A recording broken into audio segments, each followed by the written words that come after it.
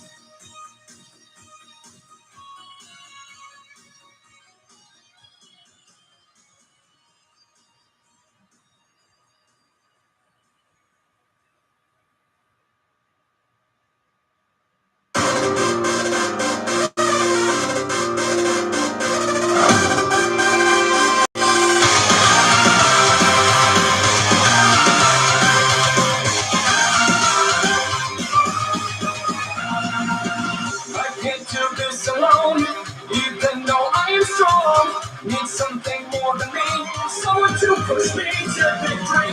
Let's see what we can do together, me and you. Can't be afraid to try. Is your fears goodbye? No looking back. You and I were on the attack.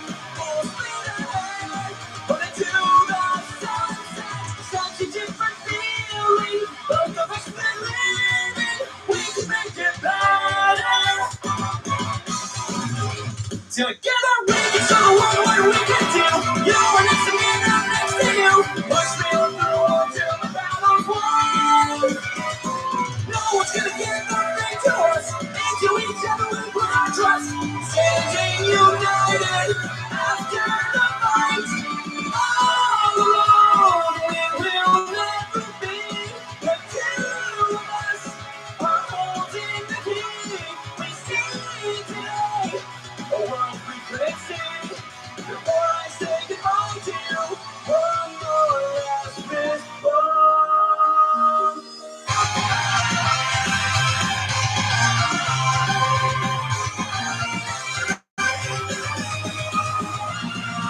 I know you have been afraid before, but you don't have to be anymore.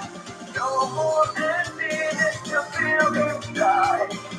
When we were taken. All right, guys. Welcome to another great episode of The Kingdom. Tonight I'm riding solo. It's nice to see Chica is hijacking live. First of all, I want to say Happy Pride Month. If anybody in the chat is part of that community, Happy Pride Month. Happy Father's Day to all of us fathers out there. Episode 93 was a pretty darn good episode. And if only you guys knew what's coming up in episode 94. I can assure you it picks up right where it left off. Basically, a lot of action, a lot of drama. And we get a new character in episode 94. But before we get there, actually, we get a couple of new characters in episode 94. But before we get there, we got to do this review on episode 93. Overall, what did you guys think of episode 93? Overall, pretty darn good episode. It started off with a lot of sus dialogue. I actually have that written in my notes, the sus dialogue. The one scene in particular, Chica and I were like, never again. Oh, man. Lion God says, F in the chat for Shadow. Let's see. Chica is stuck in line, so that's why she is hijacking. Oh, the ride's back up. Let's go. Chica, for those of you who don't know, is in Disney World. So yeah. Lucky. Plush, in an infinite voice. It was very entertaining to see Shadow suffer. Serves him right for thinking me as weak. So yeah, that's what Plush says. Anyway, diving into episode 93, we open up this the episode with Shadow and past Twilight. If you recall, in episode 92, the episode ended with Twilight and Shadow kind of having a romantic moment where Shadow was attempting to fight off Twilight, but not really. So basically what happens is that episode opens up and we see Twilight is crying. So she feels kind of bad about what she did to Shadow, like kind of forcing. Going back to the chat, Yusef says, she is lucky. I wish I were there, LOL. And then Lion God says, oh, shut up, you big baby. So in any case, Twilight feels really bad about what she did to Shadow, and she apologizes. Shadow, of course, accepts her apology, mainly because Shadow. It's mostly Shadow's fault why it happened to begin with. As we would come to find out, Shadow is he's a big Twilight simp. No surprise there. Simp. The word simp was thrown around at Shadow quite a bit. in the episode. It's kind of like this funny. It's always kind of funny when you bring out like stuff that happens in the server or like inside jokes in the server. So like we constantly joke around in like role playing about Shadow just being a simp. So it was kind of funny to kind of reference that in the episode. Like anybody who's in the server knows that, you know, Shadow's kind of a simp. So he's got that label. And I think Nicole labeled him a simp, I think, in one of the chats. So it was kind of, it's kind of funny to bring it up in that and reference it like that. Some of the emotions that we're going through in that opening scene. Basically, what happens is that Shadow and Starlight, when they go to the past, they had no intention of obviously meeting Twilight, or well, they intended to meet Will, but they did not know they were going to meet Twilight. Now, during the episode, I forget which character said it, but I think, it was Shadow who was explaining, like, look, we didn't expect to bump into Twilight. We just expected to bump into Will. So we had to divulge some sort of truth to Twilight. So she would help us if need be. Like, so they had to divulge some of the truth. Shadow, of course, broke the rules big time when he started talking about his relationship with the Twilight of the present timeline, Princess Twilight. So Twilight in that time, keep in mind, Twilight is very devoted to Princess Celestia, and she's very devoted to her work as her apprentice. And she's pretty much just like a bookworm, a book nerd, trying to learn as much as she can. She's, as Rainbow Dash calls her, an egghead. So Twilight is not used to being hit on, especially past Twilight. So when Shadow's hitting on her, she naturally, obviously she's attracted to Shadow. I mean, you know, she's attracted to Shadow. So that part of it was easy. And then he's being all nice and kind of like protective of her and telling her all these nice, sweet things that he had gone through with the present timeline, Twilight. So Twilight kind of very quickly starts to develop. She developed feelings pretty quick for Shadow. And her not being used to being hit on, she didn't know how to react. And we saw how she reacted at the end of episode 92. So that's kind of like part of the emotion that Twilight's going through. And then she starts to realize, like, wait, he's actually from the future. He's from the future and he's actually with my future self. So she started feeling a little guilty, which is why she let Shadow go and nothing else really happened after that. From Shadow's perspective, now the hard part is for Shadow is that he's having a hard time not seeing Twilight. He has issues just differentiating between his Twilight and the past Twilight. Really, physically, the only difference physically between the Twilights would be obviously present day Twilight has Pegasus wings because she's an alicorn. That was really the only physical difference between the two Twilights. But as far as like personality goes, it's still somewhat of the same Twilight. And just seeing the past version of her makes Shadow like equally protective of her, if that makes sense. He does try, during episode 92, we saw Shadow was trying to convince Twilight to back off.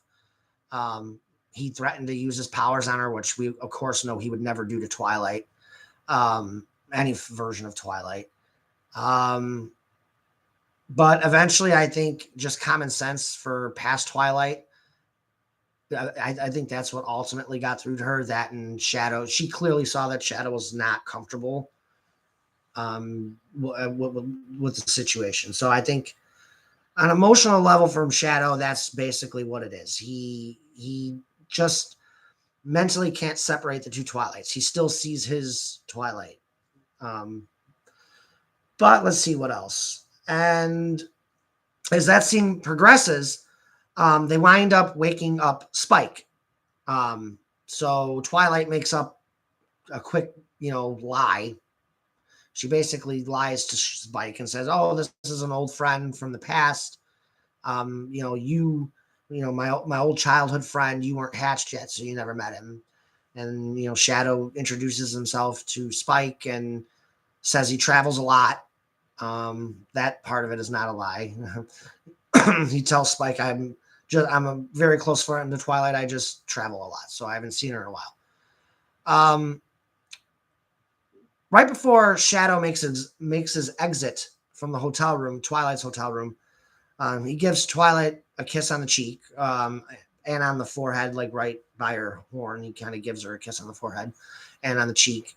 After Shadow leaves, Twilight questions if whether or not Shadow still wants to be her date to the opening show for Will Atkinson's play that's going on in Vancouver. Shadow kind of laughs it off and says, "Of course, I would never. Of course, I'd still be a date. I'm not going to stand you up," kind of thing. So they say goodnight, and Shadow and Twilight have they're just going to accompany each other. It's not really a date per se, but Shadow's going to take her to the play and whatever, and they're going to see it together. So Twilight goes back into the room, and Spike kind of like laughs it off. He's laughing at Twilight because Twilight doesn't have. She's very to herself. She keeps to herself in her studying. She doesn't even have very many friends. If you recall, she actually almost lost her friendship with Moon Dancer because she was too busy studying in the canon MLP series. So for Spike, seeing Twilight being romantically hit on by Shadow, it was really funny to Spike. So he's kind of jabbing her and making fun of her. And the scene closes basically, the opening scene closes with Twilight saying, telling Spike she is very excited about the future and about Shadow and about that Shadow has got her very excited for the future. We roll into the opening credits.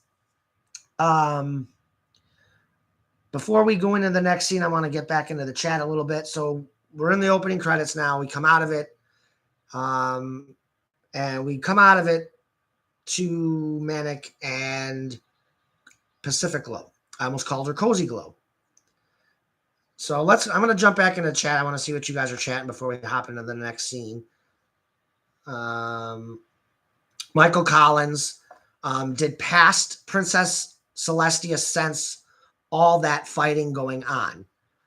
I'll go ahead and just answer that now. Yes, she did. Shadow. Obviously Shadow gave off a lot of power. Shadow and Aeon, not so much Aeon. Aeon having kind of like godlike powers would not be sense. So Shadow clearly gave off a lot of energy. So there's no way Celestia didn't feel it. And Starlight explains it in episode 94. She explains to Twilight what happened in the past because we wound up going back to the present timeline. So Starlight actually explains to present day Twilight exactly what happened over there in the past. Yusef, that's he's talking to somebody else. Okay. Levi McClellan, Shadow the Ultimate Simpog. Yes, and I actually wrote that in the arrow pointing down at Shadow. Simpog. Inside jokes are the best. Excuse me.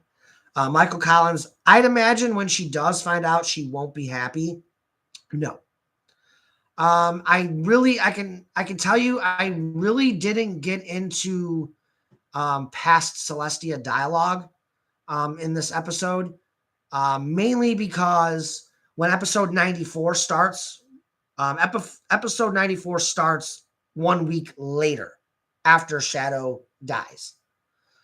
So we kind of get the gist of how Celestia feels, but you don't actually see how Celestia feels. Like, you won't get the dialogue from that Celestia. But basically that's how it goes. I didn't really want to drag out the past timeline too much. I'm trying to wrap up the season because we have two. Let's see, we are on episode 94. Yeah, I'm writing episode 94, and then there's episode 95, and then episode 96 is the season finale. So I'm trying to wrap up the season within the next 2.5, 3 episodes. So I didn't want to. And already, like, I'm 3/4 of the way done writing episode 94, and it's already 178 slides, 180 slides. So it's already a longer episode, and there's still more dialogue and another fight sequence. So at least I think. I don't know if I'm doing the fight sequence in 94 or if I'm pushing it off to 95. Episode 95 is basically completely centered around Cream. So I'm thinking episode 95 is probably where the next fight sequence will happen. I haven't really decided yet of how I'm spacing it out. I know how the season's ending. That much I do know.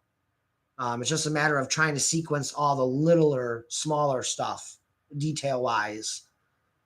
Because I will say the cliffhanger for the season finale is a big one. It is a big one. So yeah, it's just trying to get all the little details to fall into place to get to that point. So I'm trying to speed things up a little bit. I'm not going to add in like past Celestia dialogue, if that makes sense. Yusef Shadow also forgot that he is 7 years in the past and shouldn't mess with things that could create a time paradox. Yeah, that is a true statement. They always tell you to avoid people you know, avoid yourself. What's the other one? Don't take something. Don't out of place anything. So yeah, that's why it's always kind of a taboo subject. Lion God 360 asked Sonic, it means different things to different people. Oh, man. I'm not sure what he's referencing there. I don't know if that's a simp or... Let's see. Oh, my God. Why did this go all the way? Oh, my God. You guys are chanting it up. Levi McClellan. Well, too late for that. He already messed up. Yep. Shadow. Yeah, Shadow definitely screwed up. I don't think you'll come to find out he doesn't screw up as badly as you think. Actually, the character who really messes up is yet to be named. But you'll see that over the next couple episodes. A certain character fucks up real bad. Yeah, real bad. And yeah, we'll leave it at that. Shadow does play a role in what goes on in the past timeline, but there's something else that happens in episode. I'm gonna say it's gonna probably be 95. Just given how I want to lay this out, how I want to lay out episode 94. I definitely want episode 95 to be very heavily centered around Cream. It's going to be heavily centered around Cream, and at least the first half of it. And then we're going to start setting the stage for the finale, which would be episode 96. Yeah, I gotta get the ball rolling on that little bit of storytelling as well. So, let's see what else we got going here. Let's see. Lion God 360. Don't forget she's a bit taller. Yeah, that's just true. Yeah, they're adding each other. I'm gonna go ahead and skip those. Plush comments, Shadow versus Aeon was an epic fight. He loved it. Levi agreed. Another question from Levi McClellan. When will Tails doll be involved? Like, what will be his purpose? Like, will he be a spy, like in the Archie comics, or more of a threat? You know what? I am gonna add Tails Doll just because of the whole the whole lore that's behind Tails Doll. That's something that obviously can't happen until Eggman shows up. So you know what? I guess he could be a spy or a threat. So it's kind of gonna be. It's I haven't decided how I'm going to go about that, or if it's just going to be like a one-off type of a thing where they fight him once and then he dies or whatever. But there's so much lore about Tails Doll. Some of it's kind of funny. There's some comedic stuff out on it too. So if you ever watch Toucan LDM, there's that whole Sonic meets MLP. That was kind of funny. But yeah, Tails Doll I am going to have Tails Doll in it. It's impossible not to once Eggman shows up. It is going to be, I think it's going to be cool, funny, horrifying. Just depends. Lion God 360, I was talking about the egged thing. Okay. Michael Collins. Honestly, Michael, I did not expect Sunset to impale Shadow with her horn, as I don't think I have ever heard of a unicorn using their horn directly. Chrysalis impaled Shadow at the end of season 1. In the season power off. I always forget to turn that off. So, like, we saw Chrysalis impale Shadow in the season finale of season 1. So it's not the first time Shadow's been impaled. Chrysalis has also impaled Thorax and then blew him to pieces. I don't know how many of you guys watched those episodes in season 1, but yes. Shadow, well, I was going to get into the Shadow thing more or less later on in the live stream, but since it's been mentioned, yeah, Shadow gets so distracted fighting Aeon, like he's so, like you can't blame him. I mean, he's fighting 2/3 of a god of power, so naturally Shadow is completely focused in on Aeon and isn't really paying attention to what's going on the other, the other fight. So once Sunset knocks out Will, Twilight, and Starlight with that blast, she goes over toward where Aeon is fighting Shadow, and she sees that Aeon is having problems with Shadow. So she kind of flies up very slowly to where they're fighting. And when just as Shadow is about, well, like I said, we'll get into that scene at the end of the live stream. I don't want to get too into it right now, but yeah. But yeah, it is a pretty gruesome way to die. I can't imagine what that feels like. It's a pretty brutal way to die. I would never want to be impaled. No. Let's see. Levi McClellan. I mean, you could always have Tails make him for a prank or something. I could. Yusef Teray. I can't believe Shadow died. I can't believe he died either. I can't believe I actually wrote Shadow's death. Michael Collins. I did, but it was long ago under my old account. Let's see. Yusef. You know what they say, overconfidence can make you careless. This is true. As Levi also said, it is true. All right. So I'm caught up on the comment section. Going into the next scene, Manic and Pacific Glow. I know some of you guys are really upset with Manic not forgiving Pinkie Pie. But we talked about this in a prior live stream. And again, the reason why Manic cannot get past it is because, I mean, think about it. It was Pinkie Pie physically stabbing him and had him tied to a chair. She was going to kill him. So you can understand why Manic, evil spell or not, why he's having issues. He can't get the images out of his head.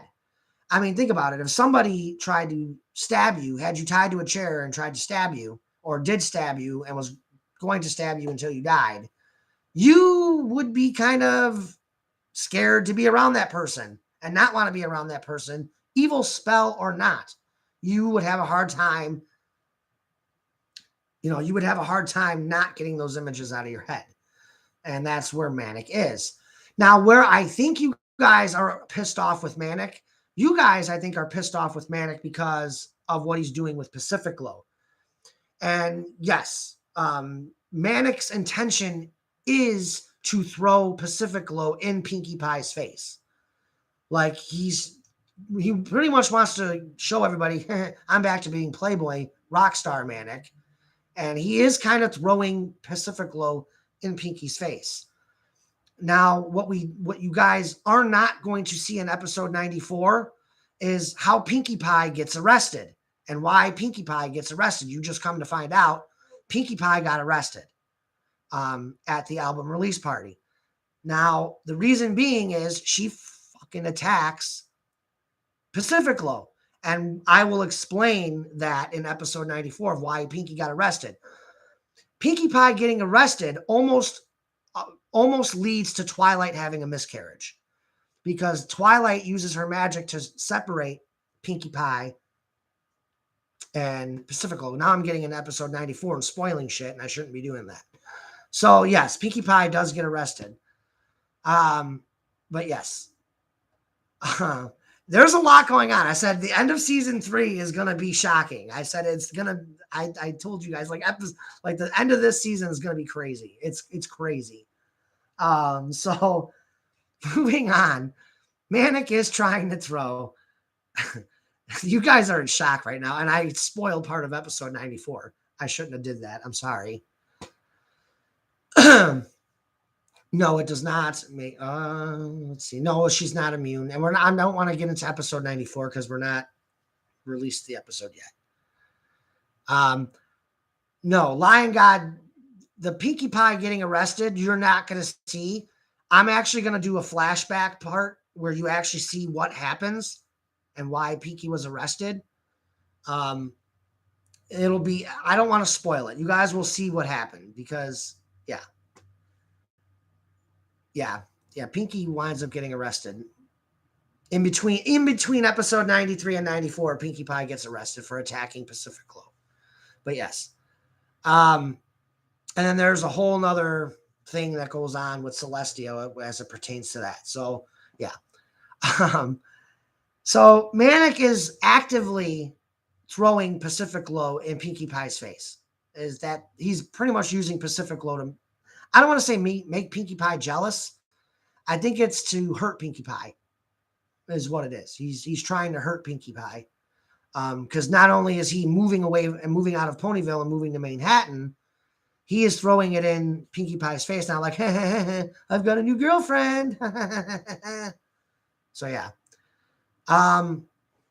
So what you, and I'll actually get into the Pinkie Pie stuff more when we get into the album release party.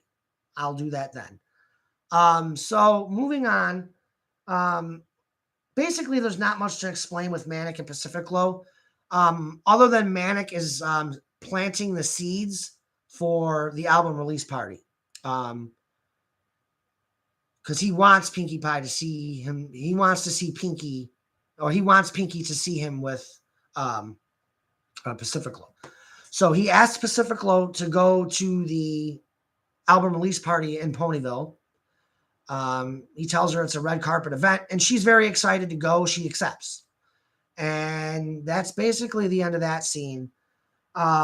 Next scene, a very sus scene. Me and Chica wanted to die after we voiced this. I felt like, I wanted to kind of just reiterate the fact that Spike and Sweetie Belle are together, because Cream is back. So I just wanted to emphasize it's still Spike and Sweetie Belle. I'm not going to go into too much detail over it. If you guys watched the episode, you know what happened. Basically, Spike apologizes to Sweetie Belle for spending some time with Cream. Sweetie Belle understands because Cream, being an angel, is only going to be around for so long before she gets sent on a task, an angelic mission, or however you want to word it. So she's very understanding. They talk about Rarity a little bit, and then it winds into talking about Spike and Sweetie Belle perhaps being a little more romantic. Let's leave it at that. Moving right along, we really start after the Sweetie Belle and Spike moment.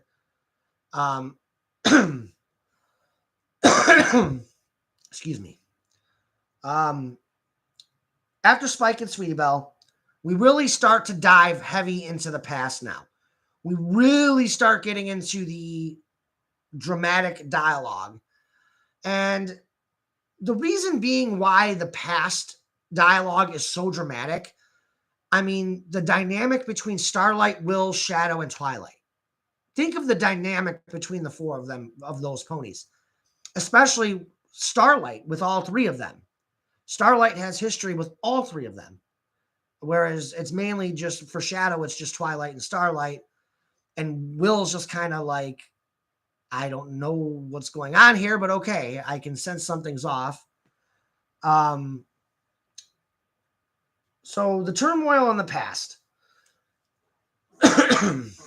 When I started this storyline in general, and I knew I was going to have Starlight accompany Shadow to the past, when I knew that that's what I was going to do, one of the things that I wanted to emphasize in this particular storyline was Starlight.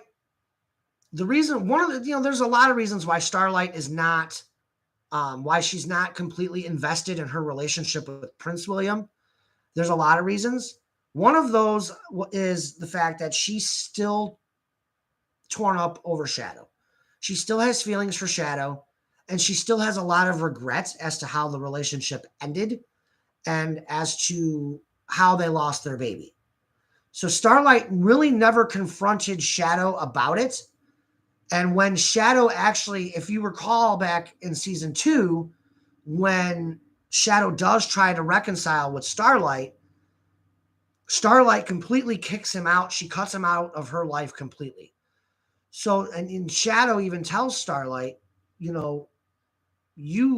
actually that's skipping ahead a little too far. But like, the thing is that Starlight she's still torn up over Shadow. And we see that when she's talking with past Will during the final rehearsal, and when they're having their little banquet and their little after party going into the first night of the show,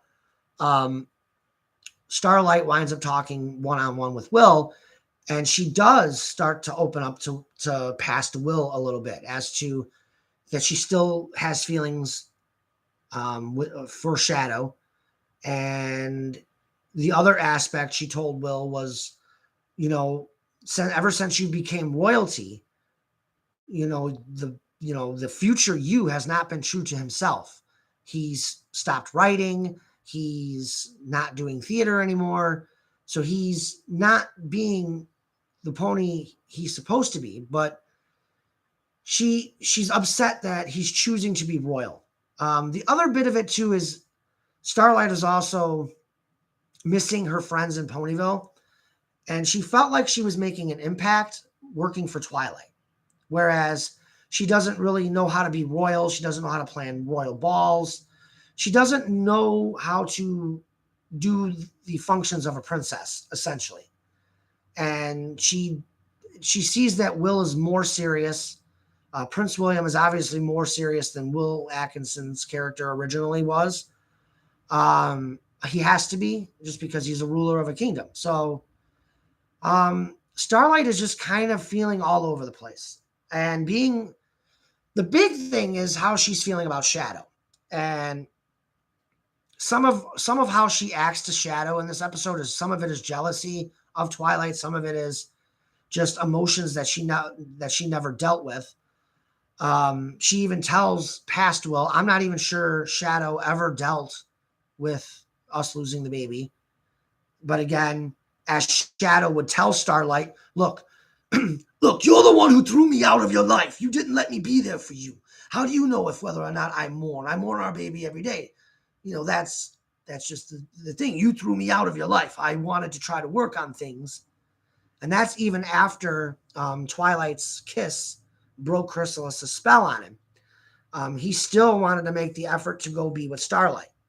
Even though, everyone, Twilight, Shadow, and Starlight all knew that Shadow really had more feelings for Twilight than Starlight. He did attempt to be there for Starlight, but she threw him out. And Shadow even tells her that. Some of the other dialogue between Shadow and Starlight, again, it's the same thing. Starlight is basically just worried that Shadow put the past timeline in jeopardy. That's basically it. That's the big turmoil between Shadow and Starlight. So I basically covered everything that I wanted to with that. I'm trying to think if there's anything else I left out.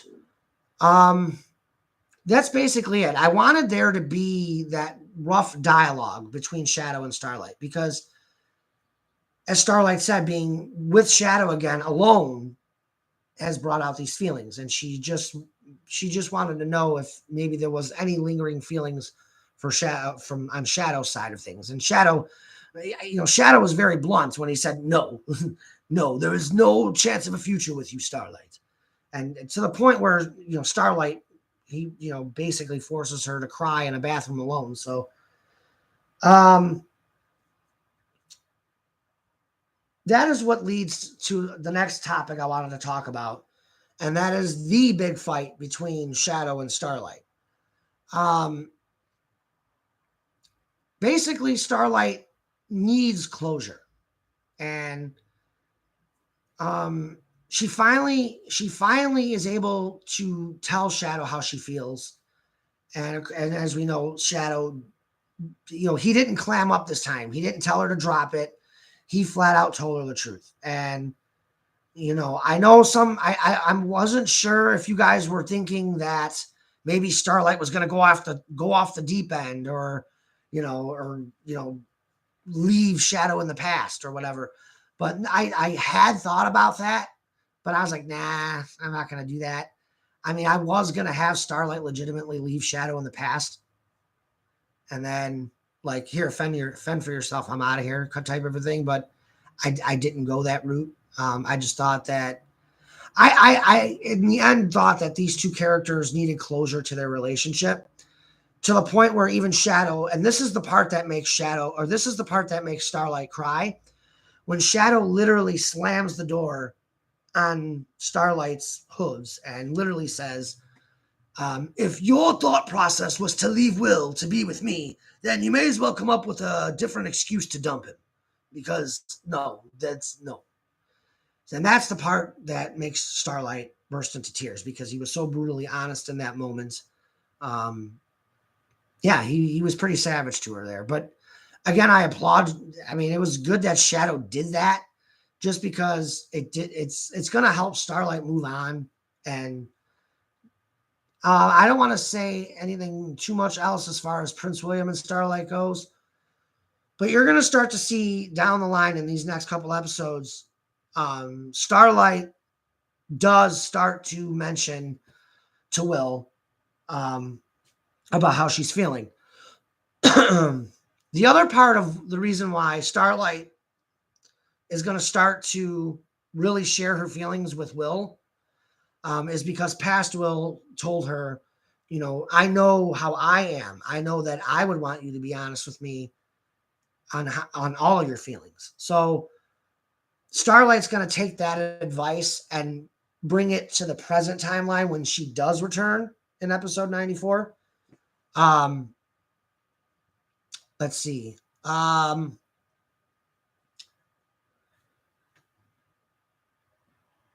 Before I get into Nightshade and her, I'm going to go ahead and jump back into the chat, see what you guys are chatting in here, in case you guys... Yusef said, I'll pretend I didn't hear that. He must be referencing the whole Pinkie Pie getting arrested. Michael Collins, I know Pinkie does things that most people don't approve of, but damn. Yeah. And again, I gave way too much info. What's up, Elijah? Elijah says hi. Elijah also says, alas, hidden feelings resurface. Yeah, I mean, Starlight and Shadow, and I know you've watched the episode, Elijah. You've pretty much been one of my day one people, so I know you watched the original episode of exactly how rough of an episode that was. The falling out of the Chrysalis fight, or the war with Chrysalis and the Changelings. Going back to that Shadow and Starlight dialogue, it was quite emotional and quite heartbreaking to see those two go through that, especially from Starlight, who completely goes into self-destruction after that. She attempts to kill Twilight. Yeah, that's right. I said it. Starlight went off the deep end and attempted to blow Twilight up. Let's see what else. But, Shadow did try to be there for her in the end. He really did. Starlight never really dealt with those emotions. She just threw Shadow out right away. And then she went off the deep end. Michael Collins, I wonder if Starlight will leave Will, as Starlight shouldn't stay in an unhappy relationship. The hard part for Starlight here, Michael, is she legitimately does love Will, and she does have feelings for him. She just does not like the life that they have now. She wants to go back to just him being himself. She knows that he loves writing. He's a playwright, and she doesn't think he's cut out for the royalty part. She doesn't think he's going to be happy doing it. And it's hard on Starlight because there are expectations now on Starlight to be more royal. She's got to be a princess. She's kind of got to be more royal in her mannerisms. Let's see. Levi backs that up with true. Michael Collins. Princess Celestia has little free time, yet she still has some time for fun. This is true. Levi McClellan, I wonder how Sonic would feel if Supersonic became his own entity and its own form. That would be that would be an interesting little thing. I don't think it'll happen, though. Chica says, I'm back. Levi put, damn it was quiet without you, LOL. We miss Chica, though. We do. Let's see. Queen Chica. Also, I'd like to say shout out to Mew for being a very awesome understudy for Starlight. Mew slayed. Mew screamed about children. And Mew, I will agree with Chica. Mew actually, she did slay that. The fact that Mew was able to come in here, never voicing in the series ever, coming in dry, not knowing the dialogue. Chica says bye now.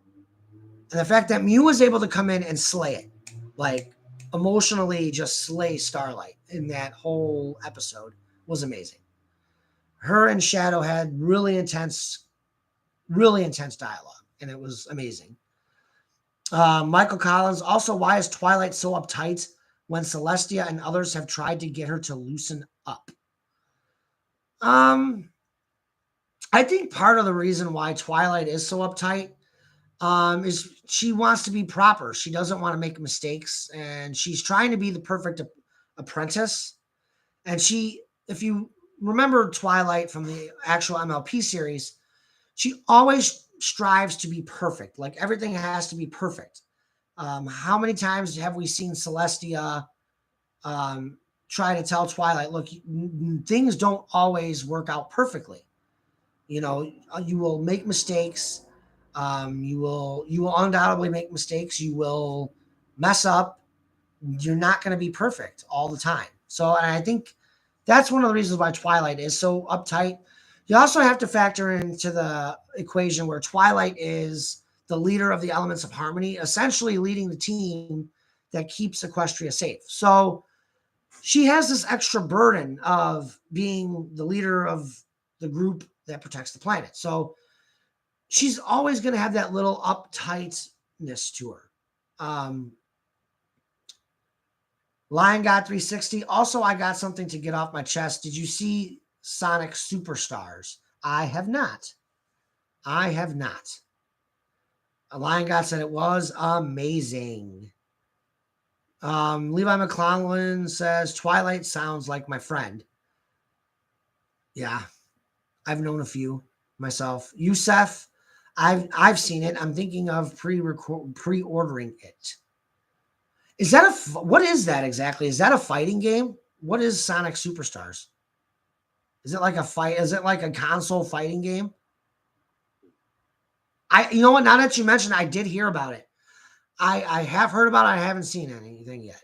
It's a high definition classic Sonic game. Oh, so it's kind of like Mario All Stars. So they're gonna. Okay, so I was gonna say, okay, so they're gonna redo all the Sonic games except with like more modern Sonic and stuff. That's interesting. Oh my god! And I have yet to get Sonic Frontiers. I still have to play that one. I'm gonna be getting that one soon, though. On top of the AEW wrestling game that's coming out at the end of the month. I'm actually waiting to buy AEW wrestling first before the Sonic game. I gotta get a drink. I'm getting hoarse. So, Plus also said, no, it's a completely new modern classic Sonic game with an original story. Oh, interesting. Levi's going to send it to me in Discord. All right, moving on with episode 93. We get into Nightshade and Hunter. Nightshade and Hunter are in Europony accepting with Nightshade accepting temporary rule over Europony. Basically, really the only thing that happens in this scene is that both Prince William and Nightshade tell the people of the ponies of Europony who are present for the speech, they both agree that it's temporary rule and that's it. It's not going to be anything more. Prince William says that he actually tells the Europonians there's a threat on his life, and until the threat passes, he's going to stay in exile in Ponyville, where he is going to be well protected. So, after that, Nightshade and Hunter have a little conversation where Hunter asks Nightshade, "Are you sure?" He's like, "They really love you, Senpai. Are you sure you're going to be able to give all this up again?" And Nightshade said, he tells Hunter, "Yeah, I'm not going to have any problem giving this up because I have something to live for in Ponyville or in Equestria. So I have reason to be in Ponyville." So in a prior episode, I want to say it was episode 92, maybe it was 92 or 91, where we kind of find out that Nightshade has an offer for Prince William. What the offer is that basically Nightshade is going to offer Prince William his castle.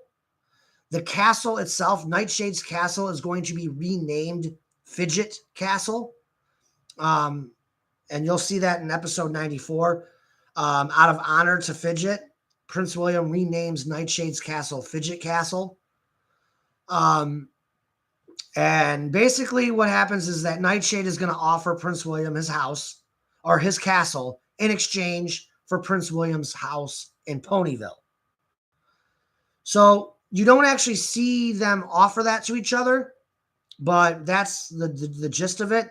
You'll see in episode 94 that Hunter and Nightshade are now living in Ponyville.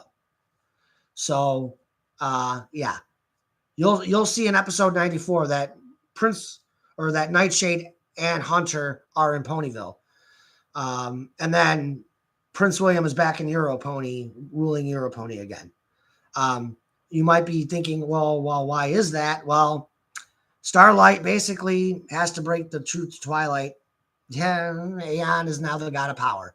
So Prince William's like, well, fuck it. May as well go home. He's no reason to exile now. He absorbed my past self's powers. And in actuality, that is a big deal. The fact that he absorbed past, we'll get into that at the end of the episode as well. Or at the end of the stream, because that ties into what I want to do at the end. So Nightshade and Hunter finish off their conversation where Nightshade asks Hunter if he wants to move to Ponyville, if he wants to join him. And Hunter, well, he basically asks Hunter, Are you sure you want to stay with me and move to Ponyville? And Hunter replies, yes, I do. Because Hunter himself has unfinished business that he wants to deal with in Ponyville. That, of course, being Shadow. So Hunter's main goal is to to try to mend fences with Shadow. He also wants to be around the rest of his friends that he met on Mobius. He wants to be around Sonic and Tails and Knuckles. He wants to be around the Sonic gang. So that scene ends with Hunter basically saying yes, he wants to stay with Nightshade. The other important thing there is Nightshade basically tells Hunter he's the only hedgehog that he really trusts other than the noble rat, that being Shadow. And Hunter tells Nightshade, well, we're going to have to work on that. We're going to have to work on that, Senpai. So that scene comes to a close, and then we get into the album release party. I literally have only 2 more bullet points here. Literally, it's the album release party and the fight. So mainly just because the album release party is so broad and it's such a long scene, as is the fight. And they bounce back and forth between the two. So before we go any further, let me look back at it. Levi McClellan, he says, okay, he sent the game to me in Discord. I'll have to look at it. Michael Collins, honestly, I think Sonya shouldn't get such harsh treatment as, number one, Sonya no longer has her powers, and number 2, in the canon show, villains who have done far worse got off scot-free. This is true. But Sonya has struck out multiple times. They've given her chances. She almost at the start of season 3, like in the beginning, like I want to say episode 7 or 8 of season 3, she literally almost incites a war with Nightshade by attacking him. So, she stole. What did she do? She stole. I don't know if I think she stole an element of harmony. I don't remember exactly what happened, but she holds Fluttershy hostage or whatever, and then goes. I don't know. She did something to Fluttershy too. It's been 3 years since I wrote that. Levi agrees, as in facts, but I do agree with Michael on the point that Sonya doesn't have her powers, so she isn't really a threat. But that's like letting somebody who's committed a crime, like armed robbery, like letting them out of jail and saying, "Oh, okay, we're gonna forgive you. We took away your guns, but we're gonna reduce your sentence because we took away all your guns, so you can't rob anymore." But Twilight feels that Sonya should still serve out her sentence. That's just how it goes there. I know I skipped over a couple of scenes. I didn't think they were that important to talk about, like the whole Manic going to Twilight's Castle. I could talk about that in this next little segment. So we get to the album release party, and as we would come to find out, Sonya indeed is invited to this shindig. Twilight has allowed her to come. She feels that it is important for Sonya to start building positive relationships with every pony. And she also feels like it is important and that Sonya should be allowed to see her brother perform. So Twilight isn't completely being a biatch to Sonya here. She is allowing Sonya to have a little bit of freedom here and there because it is healthy for her to go out and try to make friends. Levi has a question.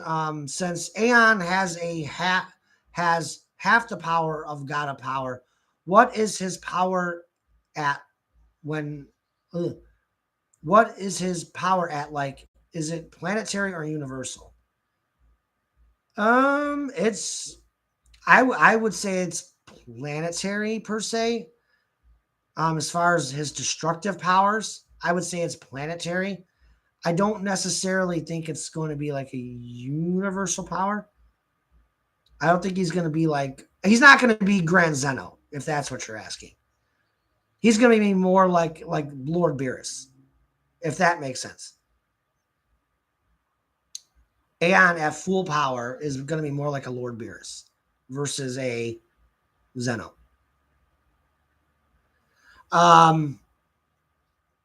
Let's see.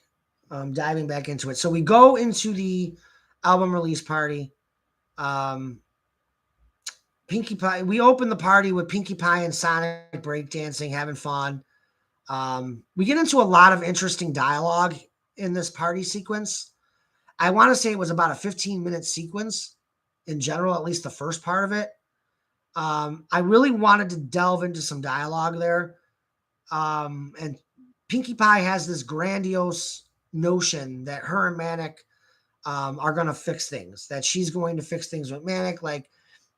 And she, Manic didn't take me off the guest list, so I'm hoping that Manic will forgive me and I get to talk to him. Nicole Colossus says, hi. Hi, Nicole. Plush says hi. So a lot of interesting dialogue happens in this first part of the album release party. After Pinkie Pie and Sonic are shown breakdancing, Rainbow Dash makes the comment as in, Rainbow Dash is actually talking with Fluttershy, and she tells Pinkie, or she tells Fluttershy, well, Pinkie seems in better spirits. And Fluttershy is like, well, I'm glad some pony is in better spirits. I'm not. So they start talking about stuff, and it's hard to explain exactly what they talk about here, but like as they're talking, Sonia, Twilight, Spike, Cream, pretty much the whole Castle Brigade shows up. And Rainbow Dash is taken aback, like, what the hey is Sonia doing here? Deep down, Rainbow Dash is still very upset with Sonia because she wants to like Sonia and she wants to have a sisterly relationship with Sonia. But we know how Rainbow Dash is. She's the element of loyalty. And as the element of loyalty, she has a very hard time when somebody breaks her trust. And Sonia has broken it a couple times. So Rainbow Dash and Sonia wind up having a conversation. Sonic kind of interjects himself into this conversation as well. Rainbow Dash is very blunt with Sonia and says, look, if you want to start proving yourself around here, just don't be evil and pick up friendship from Twilight. Sonic agrees with Rainbow Dash's point on, Twilight being the pony that can best teach her how to build healthy relationships.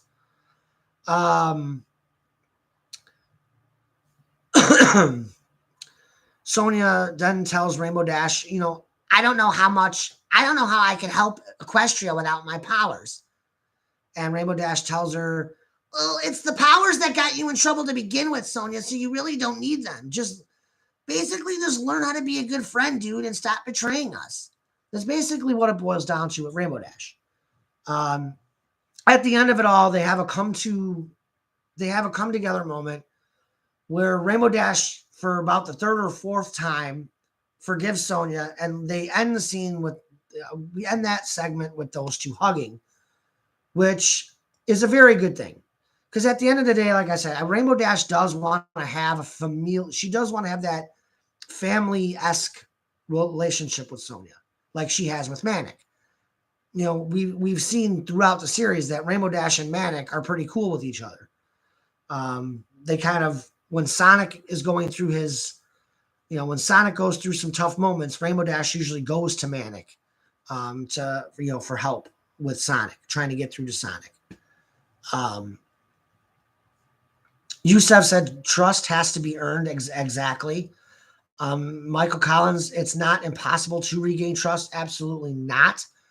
I will say this, when you break someone's trust, and I'm speaking from my own faults, when you break someone's trust, you will never, ever have that person's trust 100% again, ever, fully.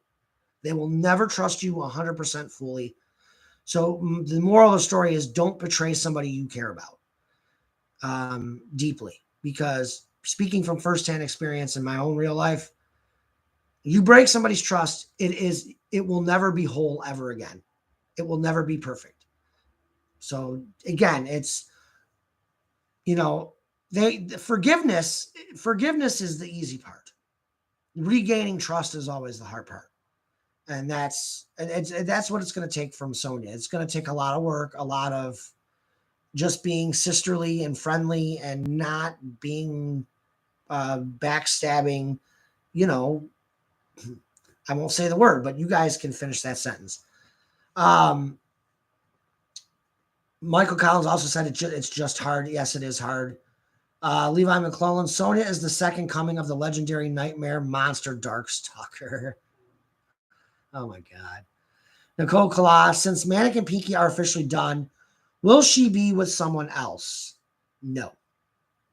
No. No. And if you were referencing cheese sandwich, no. Well, I thought about it and I was like, do I bring in cheese sandwich? Do I not? I'm still in debate on it. Pinky's never going to have the same feelings for cheese as she does a cheese sandwich as she does for Manic.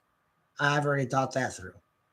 So yeah, I don't know. I'm undecided. I'm leaning more toward no. For Pinkie Pie moving on.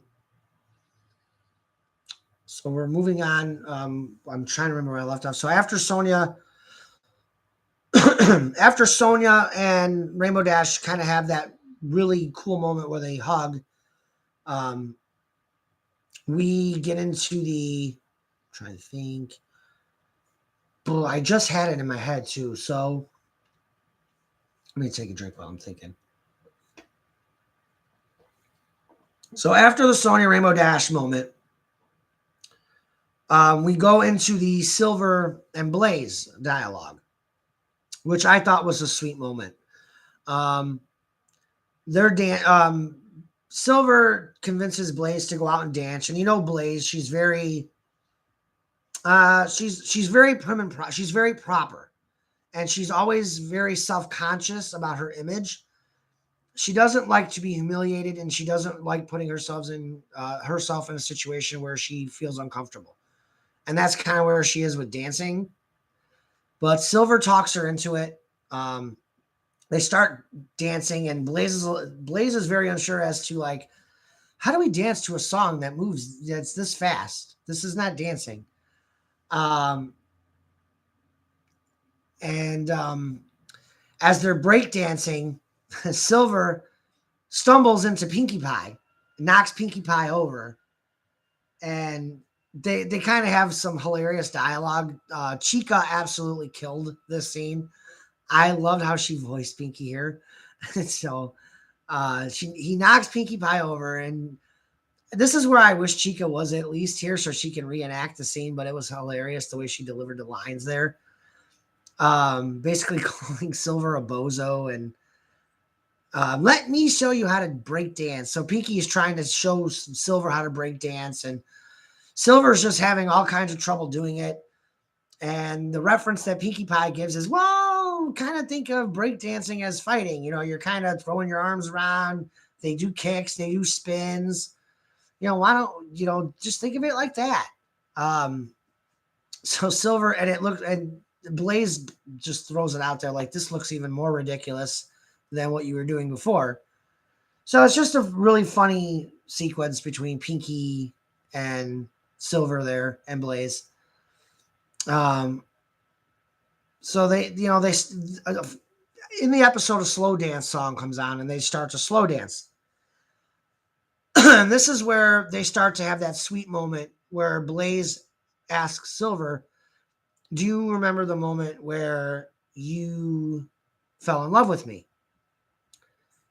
And Silver's like, I don't necessarily think it was one moment, but a whole plethora. Or like she asked him, like, when did you know? And Silver tells her it was at one of your friends' birthday parties when we were at that birthday party, and you were just constantly smiling and glowing over the story you were telling me about your childhood. Um, and that's for Silver when he fell in love with Blaze. Ultimately, that was when he knew. Um, I forget what Blaze says after that. I think she tells Silver, "Look, when you held my hand that night, I knew what you were trying to say, even though you're really shy." Um, and that's the gist of that scene between Silver and Blaze. They just have that really wholesome, cute Blaze Sylvaise moment. I think everybody in the chat and everybody who watches or is a Sonic fan, Sonic series fan, I think most people ship Sylvaise. I mean, who wouldn't? They're just, I don't know, they're made for each other. I love Sylvaise myself. I just think their dynamic is really wholesome and cute. Um, Lion God says, "Damn right." Yeah, it's just it is. It's just really wholesome between the two. Lion God also put Silver got roasted, which he did, and he got roasted pretty bad by Pinky. Um, After that sequence, we go into the Queen Chica says, "I'm in a car." Nicole Kala, I ship him with Rarity more. Wow. Which is kind of shocking because Silver is this really, I don't want to call Silver dumb, but like in Sonic 06, Silver was kind of gullible. Gullible is more the word I want to use. He's just very wholesome, innocent, and just gullible, I guess. Whatever. Um, he's just pure. Silver is just like pure in general. He's just really innocent, and Rarity is more of the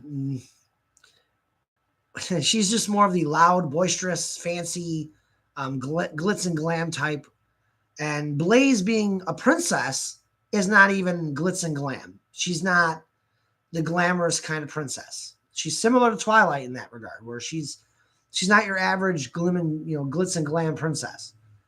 So that's why um, Blaze and Rarity are polar opposites of one another. But I definitely think Blaze's personality actually suits Silver more than Rarity. I know the Sonic MLP fandom, the crossover fandom, they definitely, pretty much everybody ships Silver with Rarity. Why? Just based off the fact that they're both silver or of that nature color? I don't know. I kind of think it's more like Rarity sees a hot hedgehog like Silver and she immediately like wants him or whatever. But Silver is also kind of, like I said, he's very mellow. He's kind of, I don't necessarily want to say he's proper, but he's just very polite. He's very polite. I don't know. Silver doesn't ever. He's probably the least aggressive hedgehog between all the hedgehogs. Is basically what I'm trying to say. He's just very even keel. Sonic is very cocky, overconfident. Shadow is just edgy and an emo. That's right, Chica. I called Shadow an emo. You son of a bitch! We've talked about this, Michael. I'm not a god. I'm done. I'm done. I'm not. No, I'm leaving. Bye. So, yeah. Shadow doesn't like being called emo. Just ask Chica. Or a simp. Or a simp. That's another Discord server joke. Silver and not Silver, but him being called a simp and an emo. Chica calling me a bozo and giving me an L. Nicole Kala, but I do love Silver as one of my favorites. Silver's just one of those characters where you can't hate Silver. You just can't. He's a wholesome character. I always viewed Silver as just being freaking wholesome. So you can't really hate Silver. He's naive, yes, and he's gullible. Just look at what Mephiles did to him. He's easily gullible. But are we really referencing Sonic 06? I don't even view that as freaking canon. In fact, I don't even think that is canon anymore. I think Sega said, nah, we're going to forget this game ever happened. Let's just forget about it. Not that I blame Sega. That game was awful. Queen Chica. Meanwhile, our Silver VA. Maybe the real harmony and chaos were the friends we made along the way. Gets beat up by Chica. That was my best Turg impersonation. I'm sorry. Turg is not here to yell at me. So there we go. Maybe the real... Okay, hold on. I'm going to try Turg. I got to try Turg's voice. Maybe the real harmony and chaos were the friends we made along the way. Queen Chica says, Michael drives me a hole up. I have a feeling there's some shit getting quoted in the quote book as I speak. Michael Collins. Oh, man. Michael Collins. I prefer Blaze over Rarity, as Rarity is kind of manipulative to me. Example, Spike. Yeah, exactly. And that's basically what it is. And that's why Spike, with Spike, it took him a while to see the light with Rarity. And in Harmony and Chaos sense, it was Rarity making out, or Cream telling Spike about Rarity kissing Silver, and that's what led to Spike and Rarity breaking up. Reboot. That's a reboot moment. So it's actually Cream who tells Spike that Silver and Rarity kissed. And you'll see why. You'll see how that happens. It's really good. Let's see. So, yeah, and if you look at in the MLP series itself, Rarity does treat Spike like a good friend. She does manipulate him into doing like chores and helping her with, going jewel hunting or, all that kind of stuff.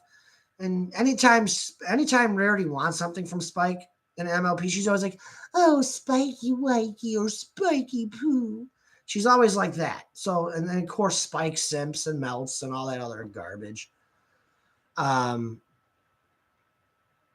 Let's see, going back into the chat. Yusef Ture, I cannot believe I still got Sonic 06 after all these years. None of us can believe Sonic 06 came out. Who okayed that game? I don't know. They should be exiled on a Pacific island somewhere. Queen Chica, also Turg plays 06, sadly. Oh boy. Elijah, yes, you did miss the Europony recap.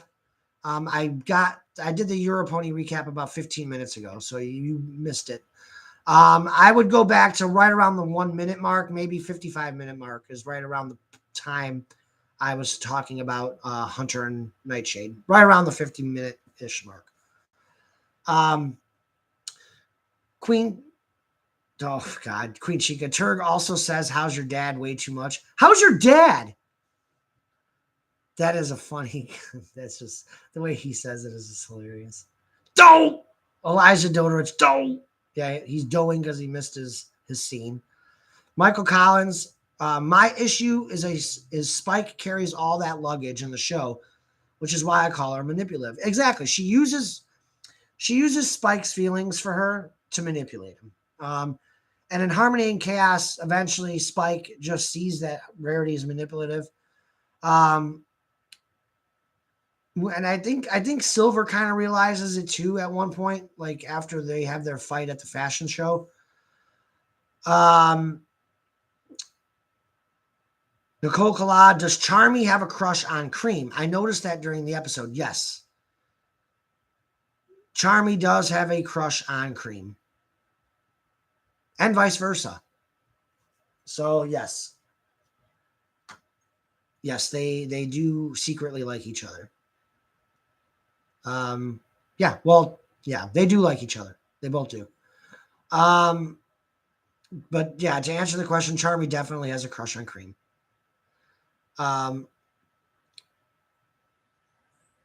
Let's see. Queen Chica, me and Aki are the gremlins. Nox is the innocent one. Yes, Nox is very innocent. Nox is the voice of Blaze. And like, I could not have found a better Blaze than Nox. Just, She is the perfect Blaze for the series. Perfect. As far as like the voice, the tone. Let's see. Velvet is just a Mark Jennings fan. Mew is just existing. Levi McClellan, Sonic 06 is fine in my opinion. Michael Collins, Sonic 06 is okay. It was just rushed. I don't know. I don't like the whole. I don't like the whole dynamic of it. Silver getting manipulated by Mephiles. You know, when they introduced Silver as such a weak character in the video game realm.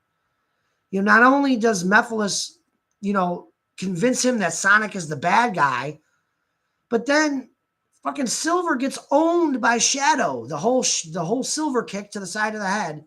He gets owned by Shadow. It's just Silver came off as such like a weak character in that game. Oh, Chica, I got one for you. Michael is just the geezer. Then we have Michael, who's just the geezer. Yeah, there you go. Levi says true. Let's see where else. Apparently, Steven, who is Nicole's boyfriend, is okay with Sonic 06. I don't know. Like I said, and then you got the whole Princess Elise and Sonic. I would have rather have seen Sonic and Amy kiss. Or Sonic and Rouge would have been a better kiss. Why Sonic and Elise? Why? I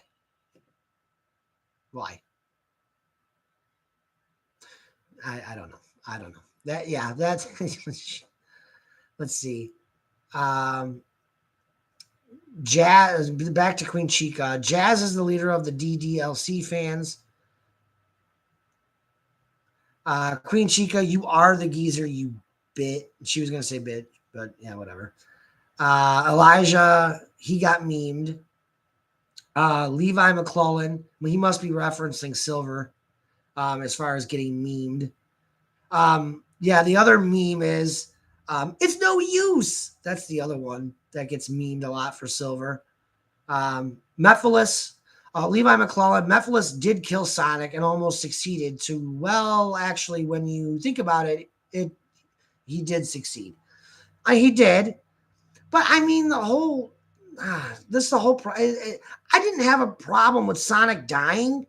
If you were legitimately going to end the series and end the Sonic series, I was okay with Sonic dying. It's just the whole Elise and kissing Sonic and the no.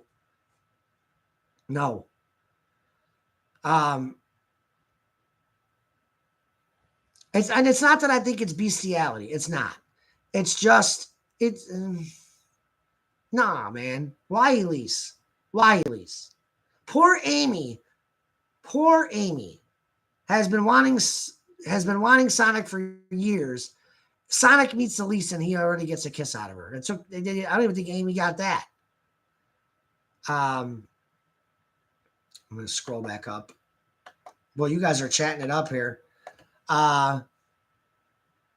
Beth is indeed the most sane. I agree in the server. Elijah is the writer. You know what I mean? Yeah. Oh, yeah, I do know what you mean. We all know Elijah loves to write dialogue.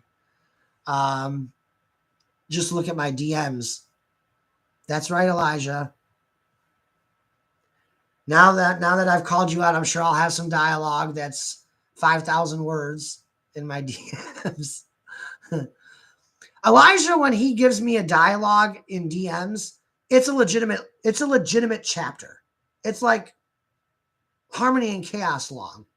It's super long. And Turguys is here. How is your dad? My dad is fine. Now that we mentioned dads, remember, guys, it is Father's Day on Sunday. Take this. That's another silver line. Or is that? Yeah, that is a silver. There he is. Let's see. Where are we here? Yeah, Turg says Sonic 06 is valid. I just didn't like it. I did not. I'm sorry. Elijah Dodorich, that's probably one of the few games where Sonic doesn't play too big of a role. True.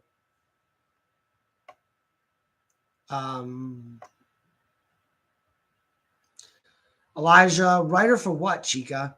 You're the writer of dialogue, Elijah. You do a lot of dialogue. You always do dialogue. In the comments section on YouTube and in the server and the DMs. Yes, Chica said, yeah, you write scenarios. That was your, remember Elijah writes scenarios in Chica server? In her Hangout server? That was your name. Elijah writes scenarios.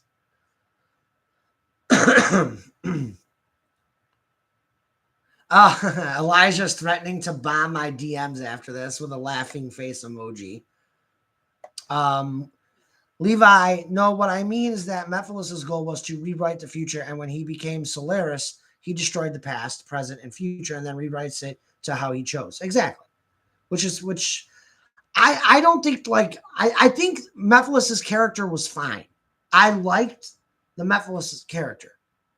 That was not my issue with the game. My issue with the game was I don't know what it is with the whole Elise thing. If Sonic 06 was going to be the legitimate end of the Sonic series as far as video games go, and in actuality, Sonic 06 was supposed to be the end of Sonic. They were done. So why they just didn't kill Sonic off and left it like that, I don't know. I just wasn't, for a game, I just wasn't overly crazy about it. I didn't like the whole, I liked everything involving Mephiles. I didn't like how, like, Elise was the trigger and her tears or whatever. It just, for a Sonic game, it just, I didn't care for it. I did not. And I played that game once and I have never played it again after that.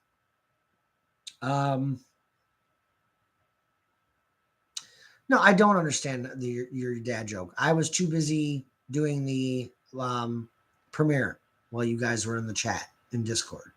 So no, that I did not understand the joke. I know he said it like 50 times, or somebody said it 50 times, or however it went down.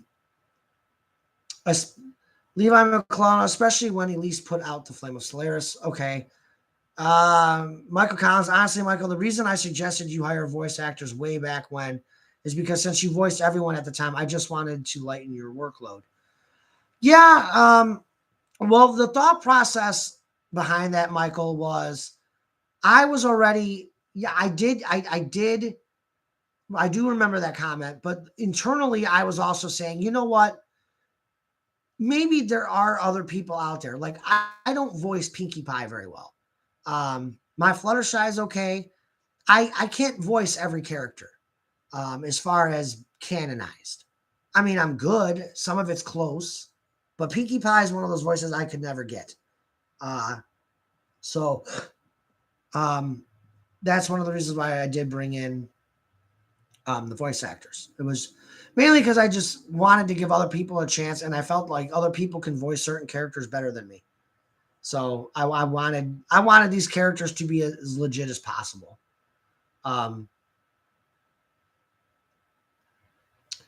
Chica puts me who brought majority of the VAs on. True. At least the newer characters like for Blaze and stuff and the understudies. Unfortunately, quite a few of the voice actors that I brought on originally either left or got, or we'll just leave it at they left. But yes, yes, you did bring in a good chunk of the new characters, Chica, and the understudies. Let's see.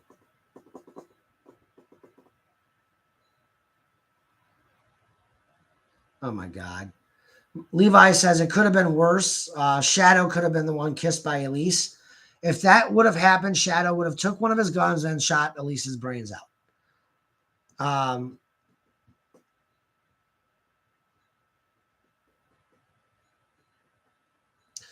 Yeah, well, that's why I said, Chica. You brought in Turd, Nox, Ambrose, Velvet, Alice, Toxic, and yeah, more Mew.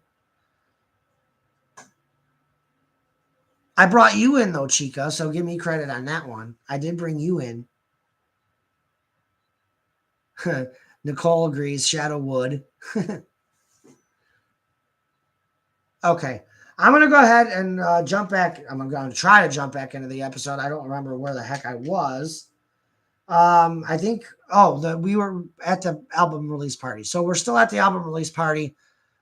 And the next scene is Chaotix.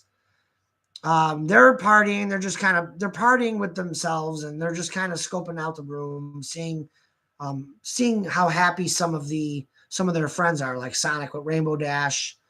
Um, let's see, who else was a good couple there. They're just seeing how happy everybody is in general. And they start to talk. And during this talk, Vector says, I'm getting pretty up there in age. I would like to have a relationship. That's the one thing I've been missing. And Charmy chimes in, or SPO tells Charmy, look, there's Cream over there. You've had a crush on Cream for a while. Why don't you go talk to her, Charmy? And Charmy's like, what? No, I don't have a crush on Cream. Besides, she's an angel.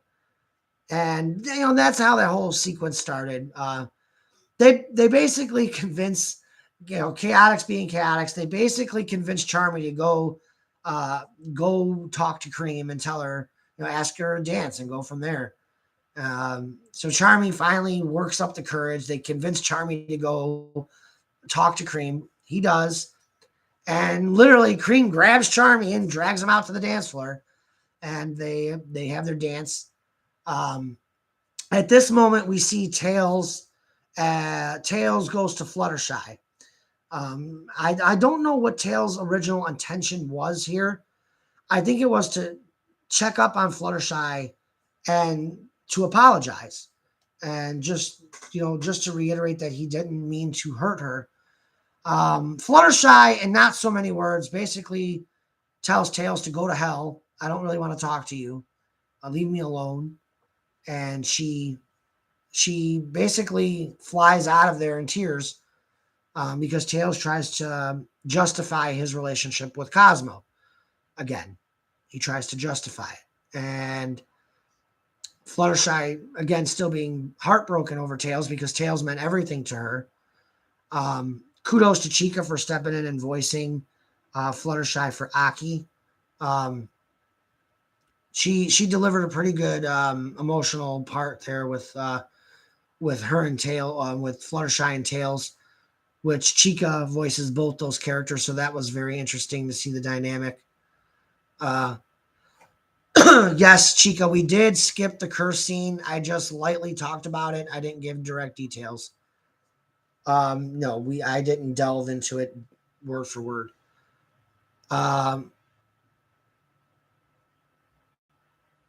Let's see. Michael Collins Gaming. I'm surprised Chris does not know who Cosmo is. Did he not take part in the Metarex saga? He did. However, Chris in this universe, in the Harmony and Chaos sense, Chris did not go to Mobius to be with Sonic. He did not use the Chaos Emeralds in that instant. Given the way the timeline fell, Chris was not there when it happened. So it's just the way I respun the story. So no, Chris didn't know who Cosmo was because Chris in Harmony and Chaos lore was not on Mobius. Chris goes to Equestria to reunite with Sonic instead of Mobius. And that's the big difference there.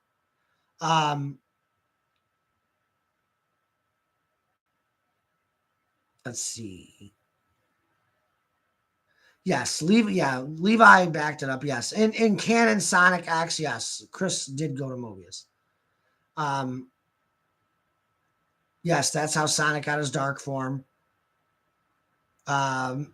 Nicole Kala Vector X Fluttershy ? Uwu. We'll have to see. And actually, that's a good reminder because Vector and Fluttershy, they do have a scene right after that.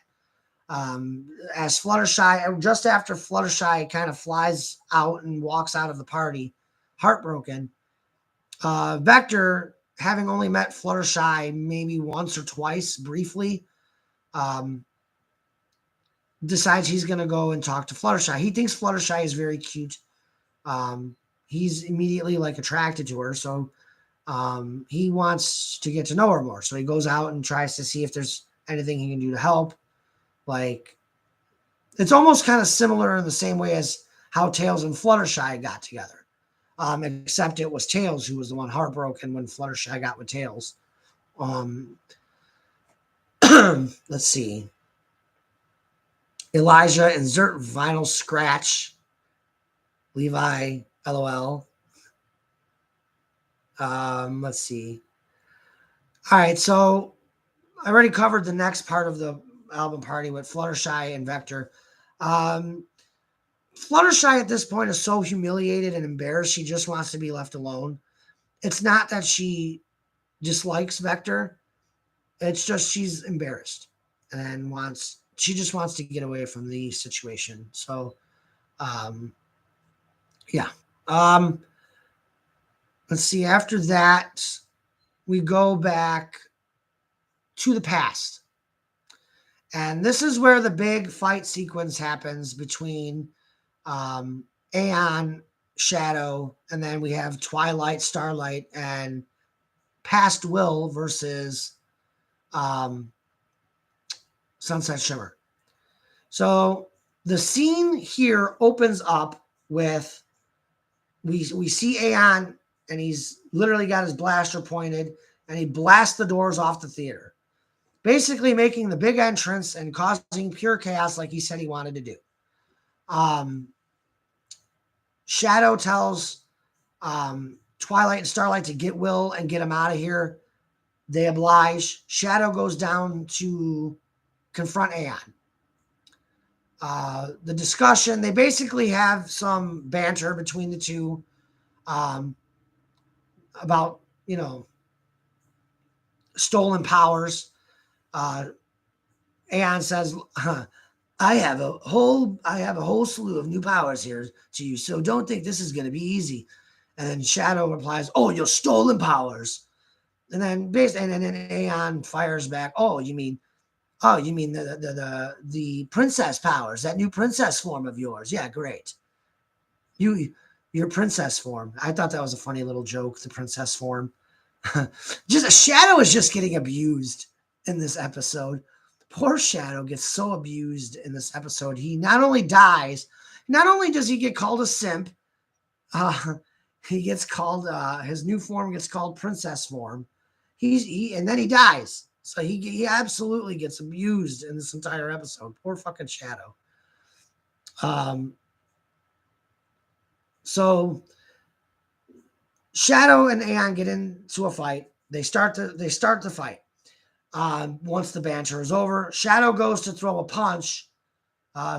Aeon literally grabs Shadow by the wrist and is holding him up. He punches Shadow in the abdomen with his blaster and then blasts him through the walls with the blaster. The fight goes on. There's a little more banter between Shadow and Aeon. And after that, we go back into the theater where Twilight, Starlight, or past Twilight, current, present day Starlight, and are trying to get Will and get out of the theater. When they get to the back of the theater, there's Sunset Shimmer standing there. Then there's banter between Twilight and Sunset. Twilight is basically pleading with Sunset to not join Aeon and to do the right thing and stand down. You just basically, all it is Twilight trying to convince Sunset to back down. You just got released from Tartarus. If you lose, you're going to go right back there, is basically what the point Twilight was trying to make. Sunset laughs it off and says, Anna and I aren't going to fail. There's a little bit of fighting that goes on here. I think Will gets a shot in on Sunset. Sunset winds up trying to.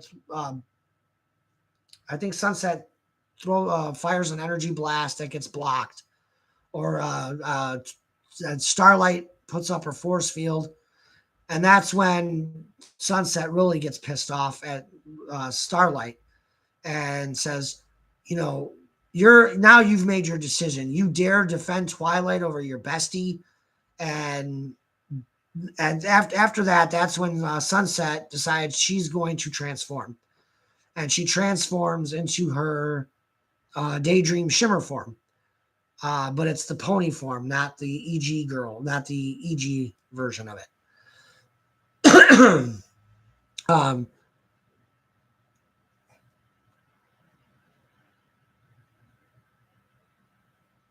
Let's see. Let's go back into it.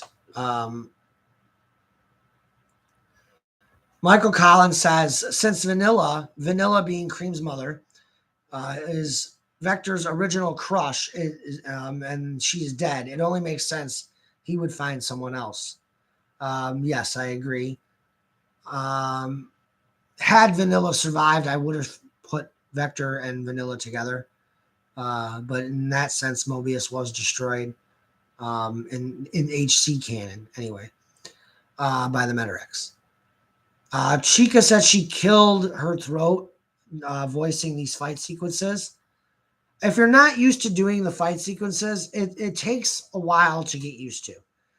And I don't think you ever really get used to doing fight sequences. Your voice, you just have to constantly like hydrate your voice to do it and just pray you don't blow a vocal cord.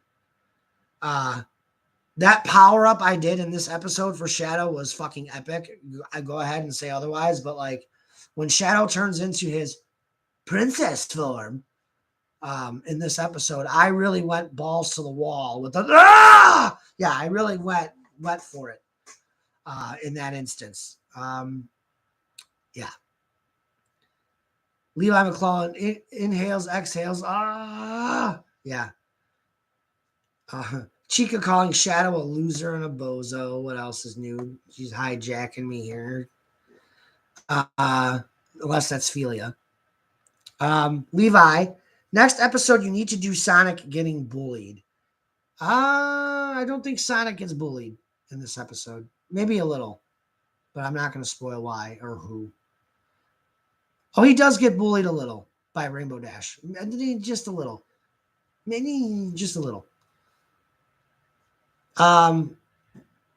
Queen Chica, nah, it's more Shadow slander next episode. Sorry. Oh yeah, Shadow. Oh, Chica. Spoiler.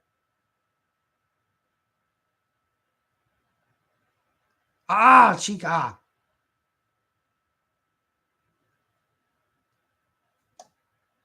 Oh yeah. Levi says it's just confirmed that Amy has a super form. Nicole Collage, Shadow's death. He better not stay dead.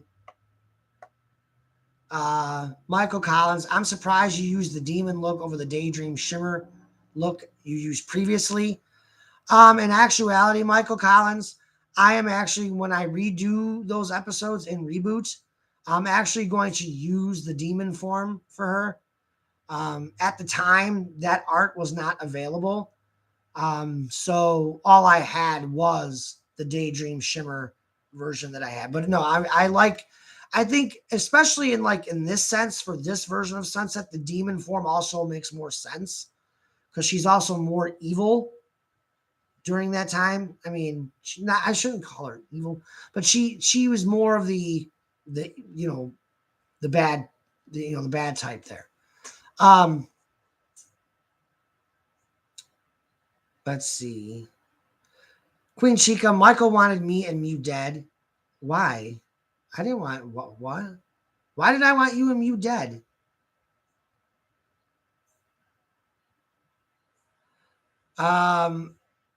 Felia, Shadow, L.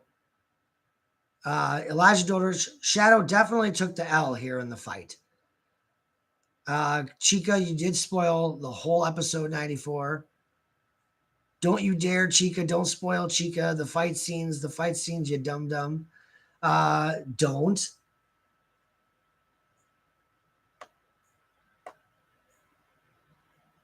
I agree with Elijah. Just stop talking, Chica. Stop talking about episode 94. Stop. Stop. Stop. Or you're going to the dungeon. I don't want to have to send you to the dungeon, Chica. No spoiling. So moving right along. Let's see. What else do I have bracketed here? All right. So after the first part of the fight sequence, we then go back to the album release party. And this is where Pinkie Pie and Manic have their big moments. Kudos to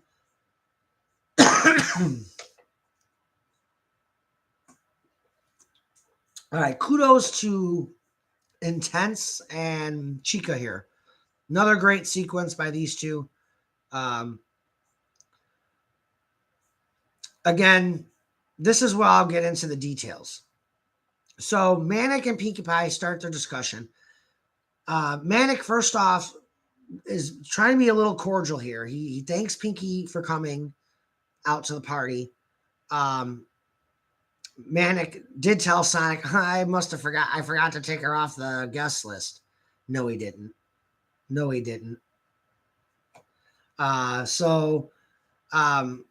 They start talking, and what happens here, Pinkie Pie starts to want to reconcile with Manic, and she tries to start talking sense to him. She invites him over. She knows he's busy at the album release party, so she invites him to come home so they can talk. Manic immediately shoots the idea down, and he's very honest with her in this part. He says, "I just can't be around you because you tried to kill me, Pinkie. What do you want me to do?" And Pinkie even throws out Sonia as an example, like, "Hey, but yet you'll forgive Sonia and be all buddy with Sonia, and she's done some bad things." "Well, you never tried to kill me, kid." That's what Manic tells her. And to get into all of this, he tells Pinkie Pie flat out, and this is where I'm going with the whole Pinkie Pie is going to get arrested. So Manic, during this scene, if you remember the dialogue, he tells Pinkie Pie, "Why don't you just go home, kid, before you wind up getting hurt even more?" He's like, "Because if you stay, you're going to get more heartbroken." So what he's telling Pinkie Pie is, hey, and this is where stuff gets really nasty. This is where Manic is a savage. It's going to get explained in episode 94, or either in 94 or 95. I haven't worked it in yet. But at some point, it is going to get explained that Manic, during the album release party, Manic sings a song directly to Pacific Glow, and it's a very provocative song. It's a very sensual song that he sings directly to Pacific Glow, and he's dancing with her, and they're dancing all provocatively. It's again one of the reasons why I cut it out of the story. I don't feel like I needed to show it or explain it. But if you remember from season 1, Manic did the same thing to Pinkie Pie in season 1, where he sang to her, serenaded her on stage. Basically, the same thing happens here. Pinkie Pie loses her shit and attacks Pacific Glow. And that's how she gets arrested. I'm not going to spoil anything more. Let's just say Twilight gets involved, uses her magic. That gets explained in episode 94. But that is the basis of what happens there. I know we started getting into it, but I cut that scene out just because episode 93 was 100 minutes long. I had to start trimming some of the fat. If you guys remember, the episode 93 was legitimately 99 minutes, just a shade under 100 minutes. It was a movie, not an episode. So I really had to cut back on the fat. I cut that part out where you actually see that sequence. Because this episode would have been 120, 130 minutes had I kept that in there. Because because there would have been more dialogue, and then I didn't. I rather have the shock value being explained. Oh God, I got to get back up into the chat. So I said I was going to get back into the Pinkie Pie Manic situation when we got to that part, and that's basically what it is.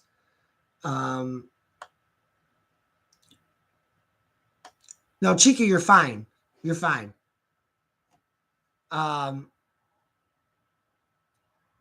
Chica's on sleep deprivation. You're fine. You're not in trouble, Chica. What I meant by going to the dungeon is I was going to have, if you were going to keep talking about episode 94, I was going to have to mute you. That was that.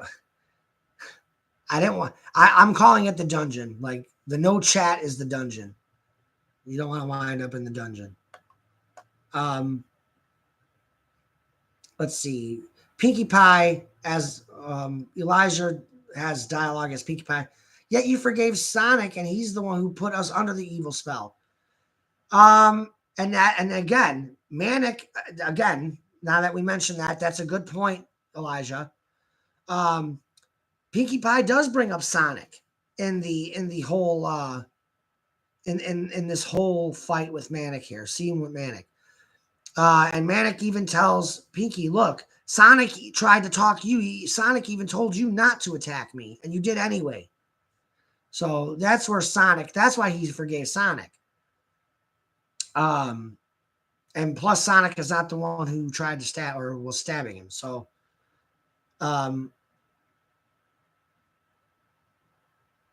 Queen Chica, also Michael, after the live stream, check your DMs. I didn't do anything bad, I promise.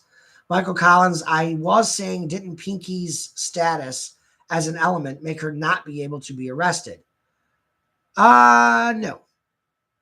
And you guys are getting into episode 94 dialogue here, and I can't really, and I don't want to talk about it. Again, this stuff, you'll see. I didn't forget about that, Michael Collins. You'll have to wait to episode 94. You have to wait to episode 94. Levi says, I mean, to be fair, it wasn't Sonic's fault, and it's not. You're right. It absolutely wasn't. You go back to that actual episode, Sonic even told Pinkie Pie, don't attack Manic. He's not a threat. There's no reason to attack him. And then Pinkie yelled back at Sonic, well, you only say that because he's your brother. I butchered Pinkie Pie. I'm sorry. This is why I have Chica. This is why I went out and got voice actors. Because I can't voice Pinkie Pie.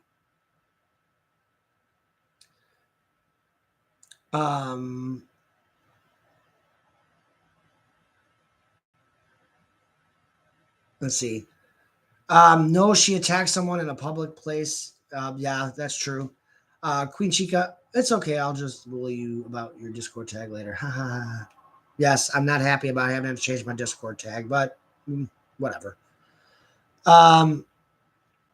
Elijah as Manic, he told me you came after me, even though he told you not to. Exactly. Nicole Kala, Pinkie getting arrested? That's interesting.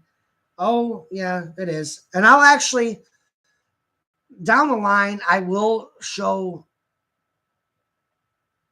I will explain exactly word for word and actually give the scene out and actually show the scene in dialogue. The issue is again, the episode was 100 minutes long. As long as what I left in there was already 100 minutes long. Again, that was one of the things I had to say, you know what? This episode's very long. I got to trim the fat. And that's all it was. I'm like, I could easily explain this in episode 94, but I can't really do that scene because of the whole because of the whole time constraints. It was such a long episode. It was just like I had to cut something. Queen Chica, I committed arson as Pinkie though. Sorry guys. Levi, I knew one of these days Pinkie would somehow end up in jail.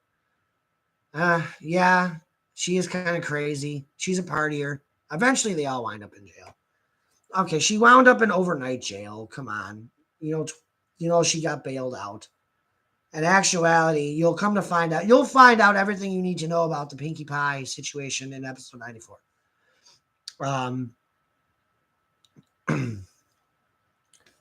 Getting back into it, after that scene, we go right back to the fight sequence. This is the end of it. Last part of the episode. God, I've been talking for almost 2 hours.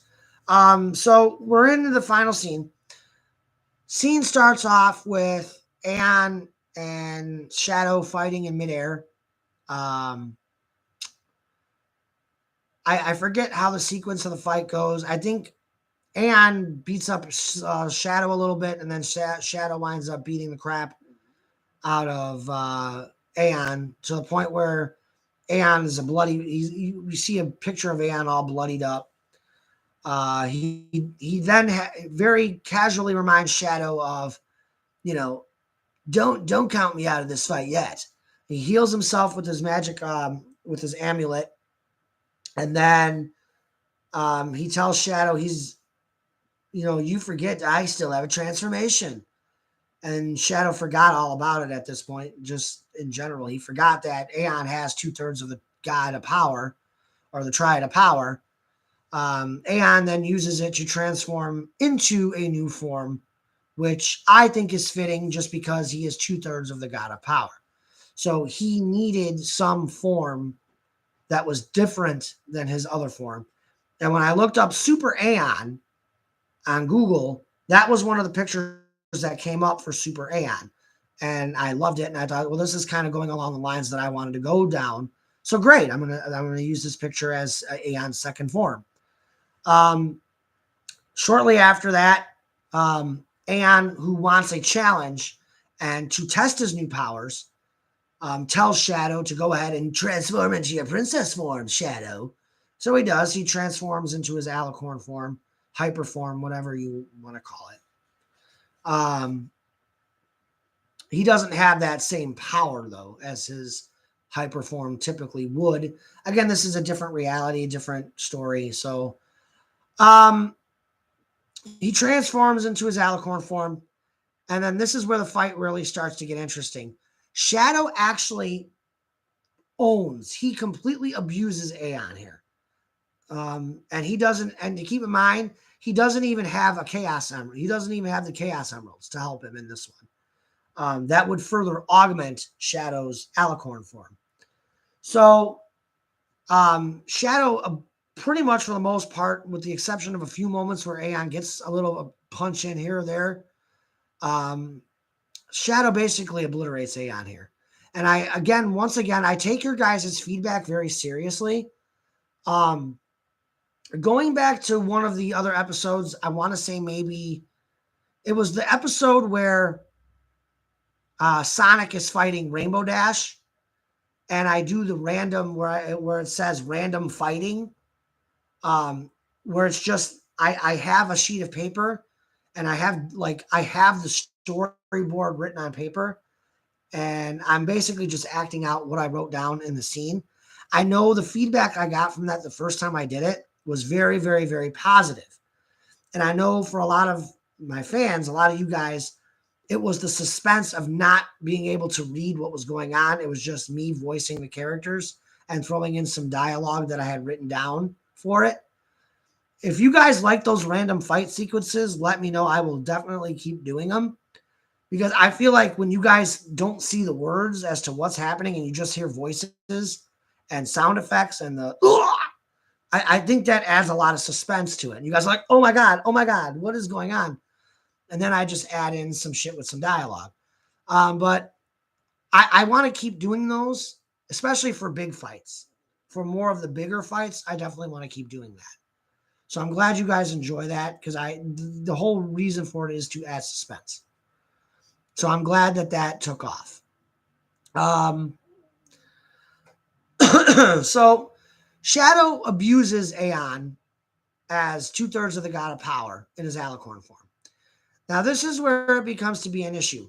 During that random fight sequence, I chimed in that Sunset, who is still in her demon daydream shimmer form, decides she's starting to sneak up on Shadow because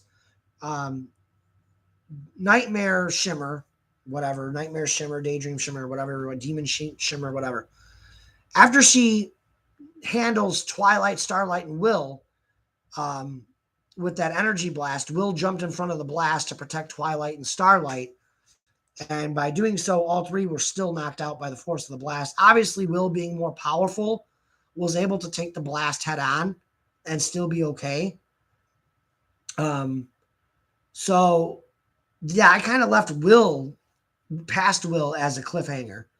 But you will come to find out in episode 94 that Will did indeed survive that blast. Yeah. So we're moving along. Daydream Shimmer is sneaking up on Shadow. Shadow is so focused on his fight with Aeon and obliterating Aeon that he doesn't realize that Sunset Shimmer has snuck up on him. So when Shadow when he grabs Aeon by his quills and he's going for that final Chaos Blast, now the part where Aeon got distracted is he's watching Sunset. He's watching Sunset sneak up on Shadow. So he's distracted himself. He's not paying attention to Shadow, and that's when Shadow punches Aeon in the gut, and that's when you hear the whole, yeah, so at that point, Shadow grabs him by the quills, and he's going to blast him point blank with a Chaos Blast. And then that's when Shadow gets impaled. And essentially, he loses his alicorn form and dies. He falls to the ground and dies. We know Will is unconscious at this point. We know Twilight and Starlight is unconscious. There's nobody conscious now to protect Will. And you're going to have to wait to see what happens, of course, in episode 94. But Shadow, we end the episode with Shadow dying, which some of the voice actors, I know Chica knew that Shadow was going to die. I shared it with her. I think Elijah knew as well. Let's see. The chat. Enjoy your lunch, Levi. Levi also put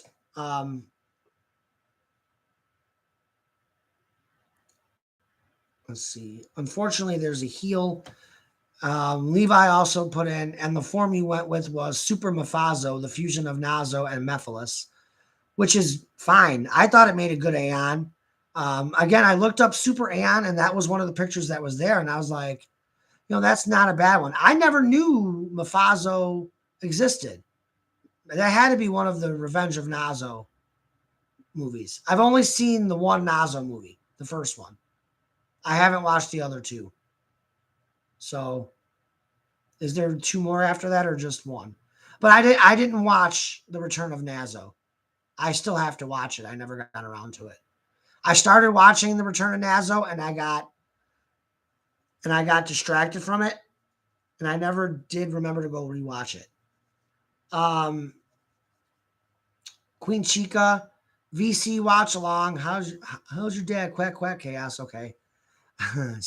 More inside jokes in the VC. Nicole Kala, I can't get over Shadow's death. Sorry, I keep saying it. Yeah, that's why I said it was going to be one of the most shocking moments in series history. Up to this point, it was going to be one of the most shocking moments of HZ, and we're not even at the season finale yet. Michael Collins, but when Chrysalis impaled Shadow, she missed his vital organs, and I expected Sunset to do the same. No, Sunset actually got Shadow smack dab in the middle, like smack dab in the middle, like where your guts and your intestines and yeah. So she got him right in the middle, right smack there in the gut when it came out. So, yeah, it didn't bode well for Shadow. Lion God, F in the chat for Simp Hog. Chica, Shadow dead moment. Yep. Levi McClellan, Mephazo is just a fan character. Yeah. Yeah, because Nazo is a fan character. I love that first Nazo movie. I'm not going to lie. Aeon is also a fan character. Uh, Aeon is also a fan character. I would love to have Mephiles in this series. I just don't know how I would get that scepter into the series. I'm thinking about tying Mephiles in, like maybe Celestia has a wand, or somebody finds that wand or scepter that he's trapped in. Maybe Mephiles is already in a question. Maybe they have that scepter that he's trapped in. I could spin it like that. I would love to have Mephiles in the series, to be blunt. I would love to do a Mephiles arc. Um, Queen Chica, Michael, when he doesn't get the majority of inside jokes. Yes, I don't. I'm not in VC as much as I used to, unfortunately. You know, I don't get the chance to VC as much as I want on Discord. Um, yes, F in the chat for the Simphog.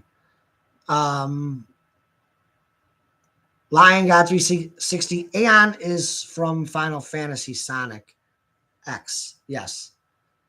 Um, yeah, because Aeon, because he was a fan made character, and then I think they put Aeon in either a game. Sega got the rights to it, and then I think they agreed to put Aeon into a game or something like that.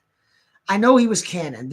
From what I read, he became canon, if I'm not mistaken. You'd have to Google that just to fact check me. But I'm pretty sure I read that he's considered canon.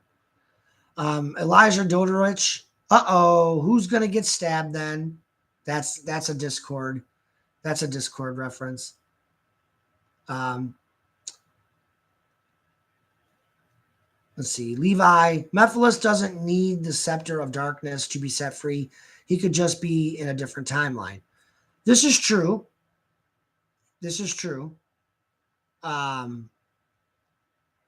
I could spin it a different way. I could spin it that way.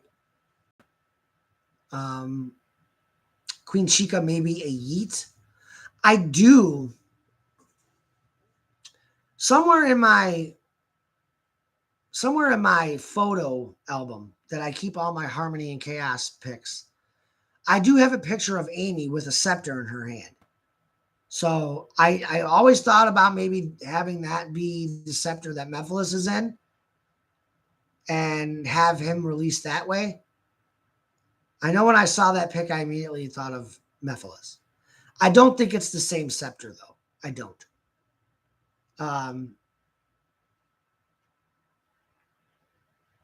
Plush says from what he read, Aeon is not canon. From what he does believe. I could have swore I read something that he was considered a canon character, at least for a game or two or whatever it was, or a comic. Maybe it was a comic that they canonized him for.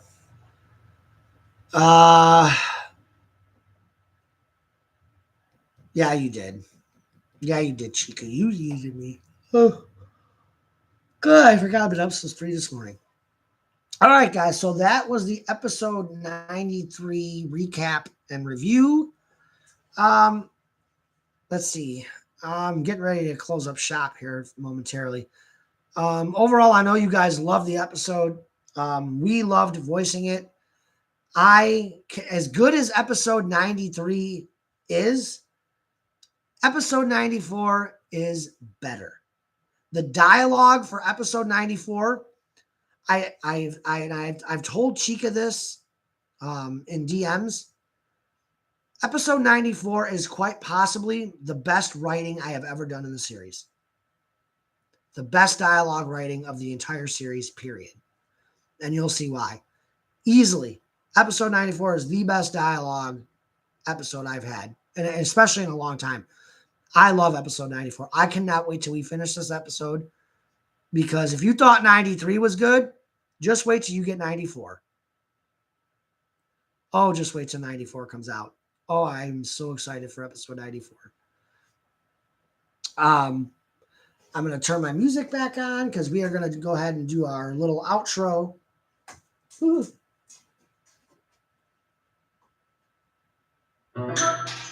Power on. Bluetooth connected. I'm going to go ahead and put on a little bit of background music as we are getting ready to hit the bricks for the night. So go ahead, get your last comments in, guys, and I'll go ahead and read them. Just trying to pick a good song.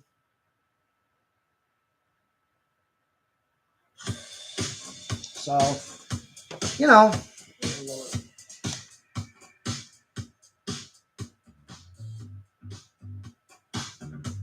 Sorry, guys.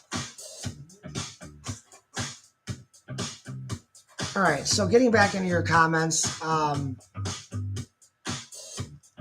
Let's see, Levi says, also, I'm the same when I do a story. It's as long as your episode, sometimes longer, but not too long. Oh, that's loud.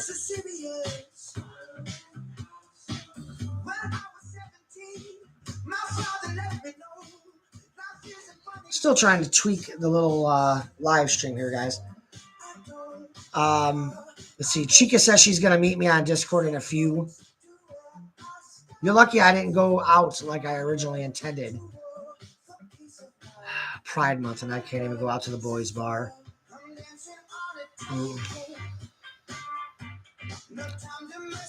Yeah. Anyway, that's a different. Elijah Dodorich, I'm tempted to retaliate. Chica says, Elijah, retaliate, and I'm eating you. This is all Discord talk. Elijah Dodorich, yeet on standby. Oh my God. Is Elijah going to yeet Chica? That's why she puts her hand over her mouth. Episode 94, Chica is excited for. I wonder why. I know why. You're as excited as I am for the same reasons. Again, episode 94 is some of the best dialogue of the series, period. It's very emotional. Incredibly emotional dialogue from start to finish. And then it ends. Oh my God, the way that episode ends. Oh my God. Oh, I haven't even written it yet. I know how I'm ending the episode. I haven't written it yet, but I'm still excited, even though I haven't written it. Because I know how it's going to end. Oh, it's so good. Just wait. Episode 94. Woo! I cannot wait. Michael Collins, I'm rewatching the early seasons. And the Amy X Chris thing is so cringe as our laws against non-humans fall apart when sapient species are concerned. Yeah.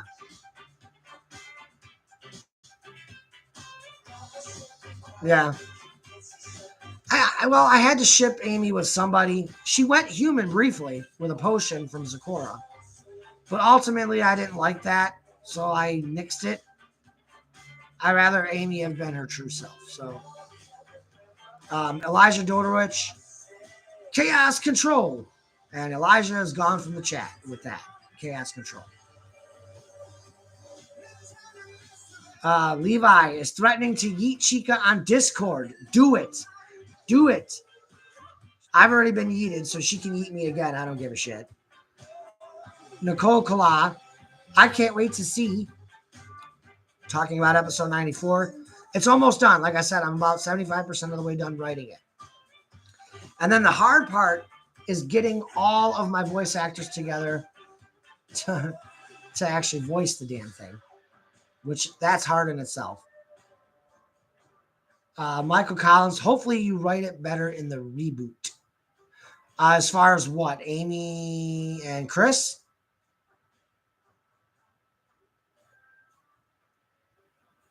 Levi says, okay. Well, how would I write Chris and Amy better?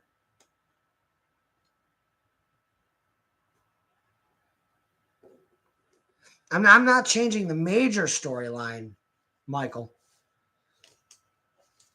Because, okay, so like, Chris actually says that he doesn't want to be with Amy because he's uncomfortable with her being a hedgehog.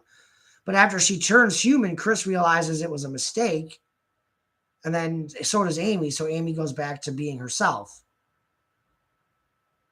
But I don't see how that's any different than...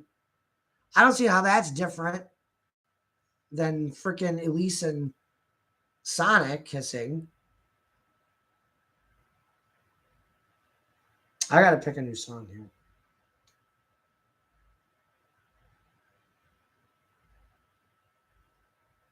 But yeah,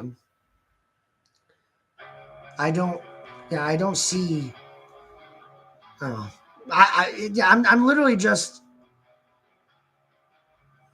Well, yeah, it is kind of cringe, but even still, like Amy and Chris are not overly romantic in the series. If you want to see Amy Chris cringe, watch episode 59 called Rainbow, and fast forward to the end. That part is cringe. That may be the most over the top romantic scene I have in the series, as far as how far the detail went in that. Episode 59 Rainbow at the very end. Amy and Chris. That is cringe. If you haven't seen that one yet, Michael Collins. Let's see. Where are we?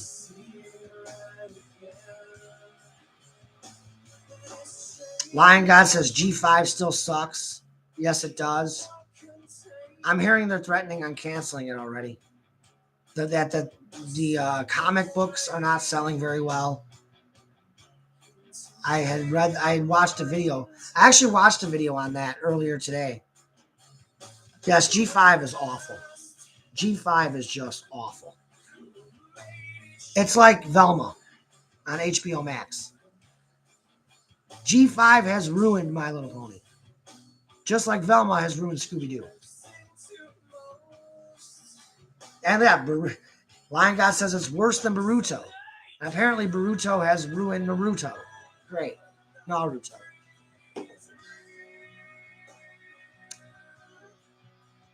Let's see. What else do we have coming in? Go ahead, get the last minute chats in, guys. Yeah, some of these. Did you guys watch Velma? Velma was just. Now you want to talk cringe? Yeah, I'm praying Velma got canceled. Michael Collins types in, I like that it effectively confirms alicorns are not immortal, as nowhere in the show does it say wilcorns are immortal. No. Alicorns are only agelessly immortal. They live forever. They could still be killed. At least I'm assuming.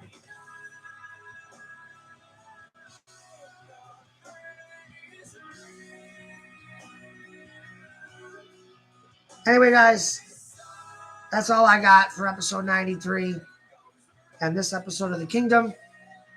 I am glad we did this tonight. It was fun. My plans originally fell through, so I was like, you know what? I'm doing my live stream tonight. And with that being said, guys, I'm going to get the heck out of here. Close out the live stream. And I leave this live stream with this.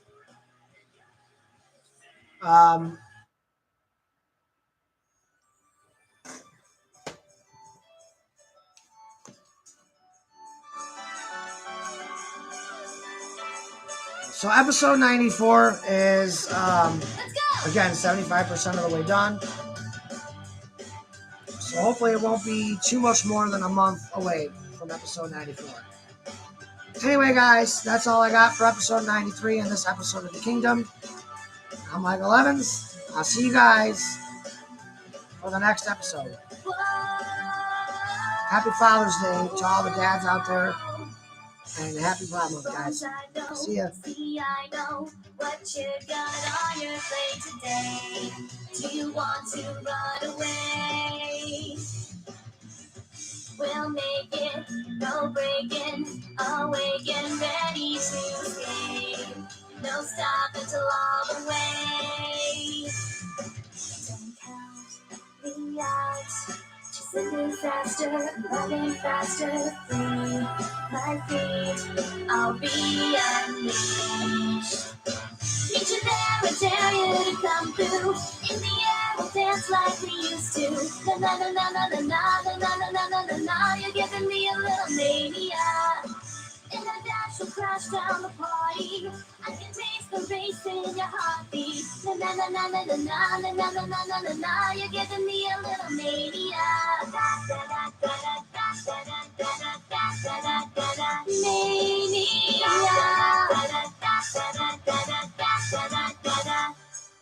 Let's go!